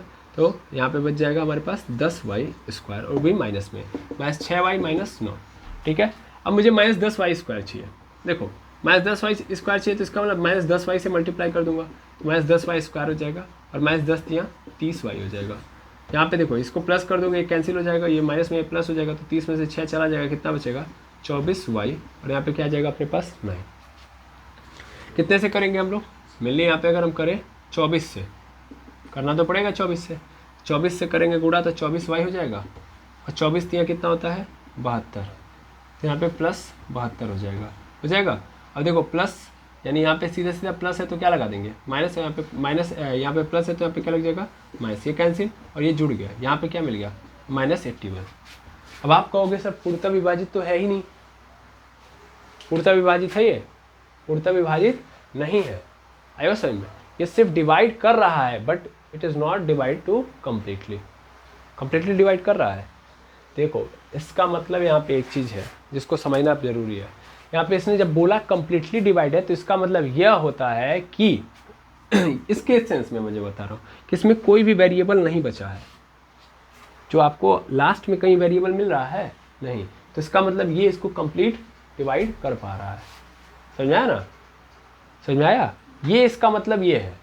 एक्चुअल में ये नहीं मतलब है कि ये इसका फैक्टर है। अगेन मैं बताना चाहता हूँ डिवाइड और फैक्टर में इसने डिफरेंस क्रिएट किया है। जब मैंने बोल दिया कि ये फैक्टर है तो इसका मतलब रिमाइंडर 0 होगा। अब आ रहा है समझ में? और जब इसे बोला पूर्णतः विभाजित कर रहा है तो इसका मतलब कोई वेरिएबल नहीं मिलेगा लेकिन रिमाइंडर बचेगा। पकड़ो, इस कनेक्शन को कनेक्ट करो कि मैंने बोला कि ये जो टर्म है इसका क्या है? एक फैक्टर है, तो 200% कन्फर्म है कि आंसर में रिमाइंडर क्या मिलेगा? 0। लेकिन अगर इसने बोल दिया कि ये कंप्लीट मतलब इसको डिवाइड करता है तो डिवाइड करने का मतलब ये डिवाइड करेगा आंसर, लेकिन रिमाइंडर हमें मिलेगा। ठीक है, क्लियर? हाँ, ये भी जरूरी है कि ध्यान से समझना। हमसे ये भी बोल सकता है कि मान लो मेरा जो फैक्टर है, सपोज कर लो ये इसका फैक्टर है, तो इसका मतलब ये डिवाइड कर सकता है ना उसको, तो फैक्टर डिवाइड भी करेगा और रिमाइंडर भी क्या लेके आएगा? 0। ओके, लेकिन अगर फैक्टर नहीं है, उसके अलावा कुछ है तो 0 नहीं आएगा। फैक्टर के अलावा अगर आप किसी से भी डिवाइड करोगे तो कंप्लीटली डिवाइड तो होगा लेकिन रिमाइंडर 0 नहीं आएगा। तो रिमाइंडर क्या है यहाँ पे? 81। यही है शेषफल थ्योरम, यही है शेषफल प्रमेय। अब शेषफल प्रमेय एकदम 1 सेकंड में समझ लोगे। इतना बार बार तब डिवाइड नहीं करना है आपको, सिंपल काम यही करना है। आपको क्या करना है? यहाँ पे y+3 बराबर क्या कर लेना है? 0। 3 को उधर भेज दो तो y की वैल्यू कितनी मिल गई, -3। अब इसी -3 को इसमें डाल दो, समझ में आ रहा है, -3 को इसमें डालो तो 5y³ + 5y² + 6y - 9 लिखा है ना। y की वैल्यू -3 डालो, यहाँ पे 5 -3 का क्यूब प्लस यहाँ पे 5 × -3 का स्क्वायर -6 × -3 - 9, ठीक है। देखो यहाँ पे क्या हो जाएगा, यहाँ पे 5 गुणे ये माइनस तो बाहर आएगा क्योंकि क्यू से माइनस तो भागता नहीं है, वो तो ऐसे ही रह जाता है। 3 का क्यू यानी 27 हो जाएगा, प्लस यहाँ पे देखोगे स्क्वायर से माइनस खत्म, 3 का स्क्वायर 9 यानी 5 गुणे 9 हो जाएगा। यहाँ पे माइनस माइनस प्लस 6 3 के 18 यहाँ पे -9, 27 का गुणा 5 में 5 7 35, 5 दूना 10 3 13 और माइनस में 5 9 45 और यहाँ पे हो जाएगा 18 में से 9 हो जाएगा तो +9, ये घटा दीजिए 135 और यहाँ पे कितना हो जाएगा 9 5 14 यानी 54, इसमें से इसको घटाएंगे तो मिल जाएगा -81, मिलेगा नहीं मिलेगा, क्लियर है। देखो यहाँ से भी हमको पता चल जाएगा।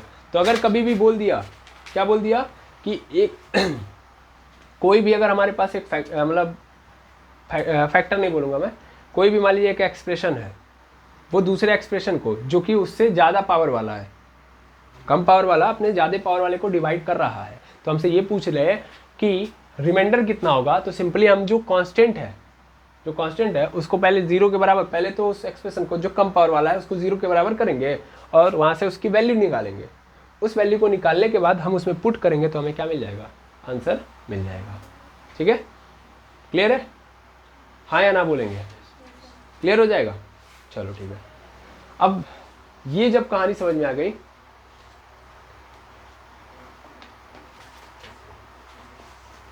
तब आपका खत्म हो जाएगा। अब ये शेषफल प्रमेय था, लेकिन शेषफल प्रमेय से एक चीज तो समझ में आ रहा है,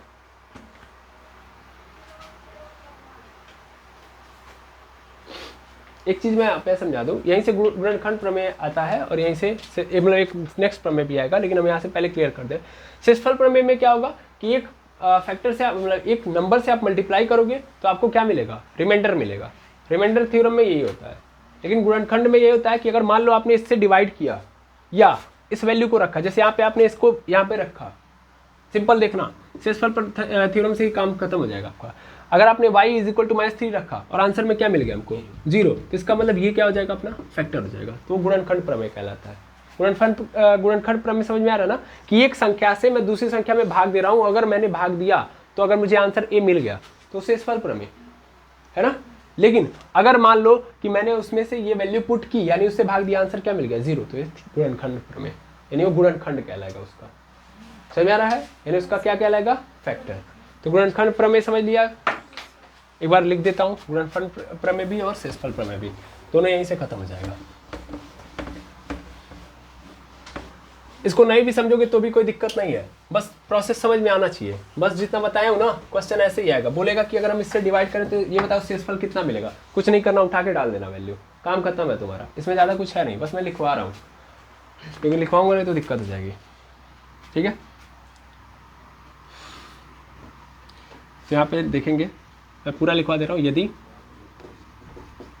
px एक बहुपद है, तो ये स्टेटमेंट जरूरी है, बहुपद है जिसका घातांक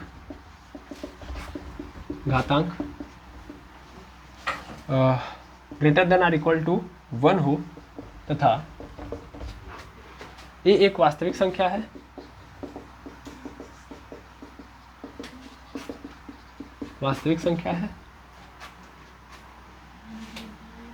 एवं px में x माइनस a से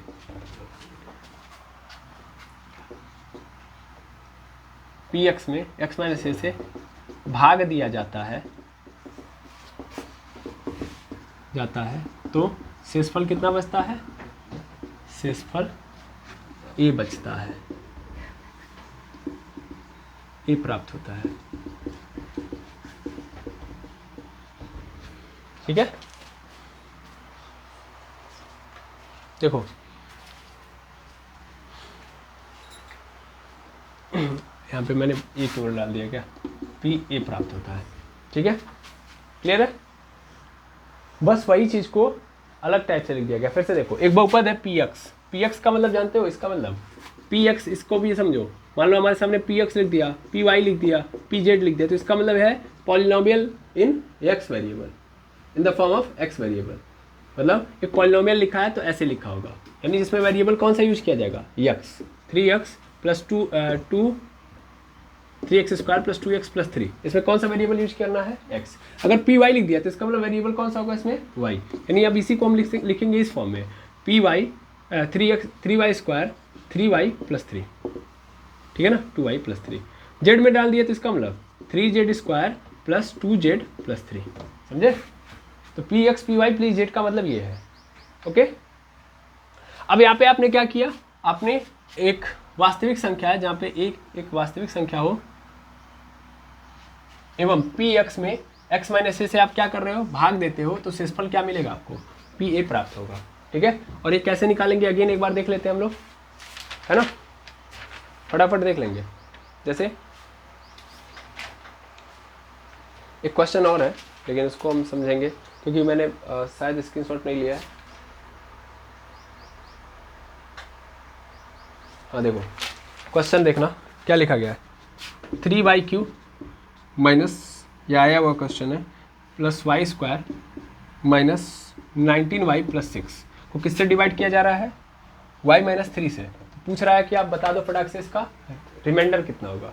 क्या करूँगा फटाक से बताओ, y minus 3 is equal to क्या कर दूंगा 0, y की वैल्यू क्या मिल गई 3, तो y की वैल्यू इसमें क्या पुट कर देनी है 3, फटाफट कर दो, 3 का क्यूब करोगे, यानी यहाँ पे 3 का क्यूब कर दो, माइनस 3 का स्क्वायर माइनस 19 गुणे 3 और प्लस 6, है ना, यहाँ पे 3 गुणे 27 हो जाएगा, 3 तरीके 9 तरीके 27, और यहाँ पे 3 का स्क्वायर 9 और 19 तियाँ 57 और प्लस 6, है ना। अब देखो 27 तियाँ 54 हो जाएगा, सॉरी 27 तियाँ 54 नहीं होगा, 27 तियाँ 81 हो जाएगा, माइनस 9 माइनस 57 प्लस 6, फटाफट इसको सॉल्व कर लेते हैं। 57 और 9 81 प्लस 6, 81 प्लस 6 कितना हो जाएगा 87, और यहाँ पे 57 और 9 कितना हो जाएगा 9 7 16, यानी 66, घटाते हैं 7 में से 6 जाएगा 1 बच जाएगा, 8 में से 6 जाएगा 2, है ना, कितना आ जाएगा 21। क्लियर है, इसको आप सबसे पहले ले लेंगे, क्लिक कर लो, ठीक। अब आगे बढ़ते हैं हम लोग, यहीं से हम लोग कौन सा प्रमेय देख लेंगे, गुणनखंड प्रमेय देख लेंगे, या ऐसे ही एक क्वेश्चन और इस पे सॉल्व कर लेते हैं, बढ़िया क्वेश्चन है क्योंकि आ जाएगा तो आप फंस जाएंगे, इसीलिए एक क्वेश्चन और सॉल्व कर लेंगे, फिर लास्ट वही होगा, उसके बाद कहानी खत्म। देखिएगा क्या लिखा गया है कि मैं अगर x³ plus 3x square minus kx plus 4 में किससे डिवाइड कर रहा हूँ, x माइनस 2 से डिवाइड कर रहा हूँ, तो शेषफल क्या मिल रहा है, शेषफल हमें प्राप्त हो रहा है, शेषफल हमें k प्राप्त होता है, क्या प्राप्त होता है, k प्राप्त होता है। तो कह रहा k की वैल्यू बता दो, ठीक है। क्या क्वेश्चन है कि इसमें x माइनस 2 से डिवाइड कर रहा हूँ तो शेषफल कितना मिल रहा है, k मिल रहा है, ओके। हमें पता है कि अगर मैं x माइनस 2 से डिवाइड कर रहा हूँ तो शेषफल मुझे k मिल रहा है, इसका मतलब मैं x के जगह पे क्या पुट करूँगा, यहाँ पे x की जगह पे अगर मैं 2 पुट कर दूंगा, x की जगह पे अगर मैं 2 पुट कर दूंगा तो क्या होगा, जाहिर सी बात है कि यहाँ पे 2 का क्यूब प्लस 3x स्क्वायर यानी 3 इंटू 2 का square minus k into 2 plus 4 होगा, और सॉरी आंसर क्या मिलेगा, k मिलेगा, क्योंकि इसने पहले ही बोल दिया है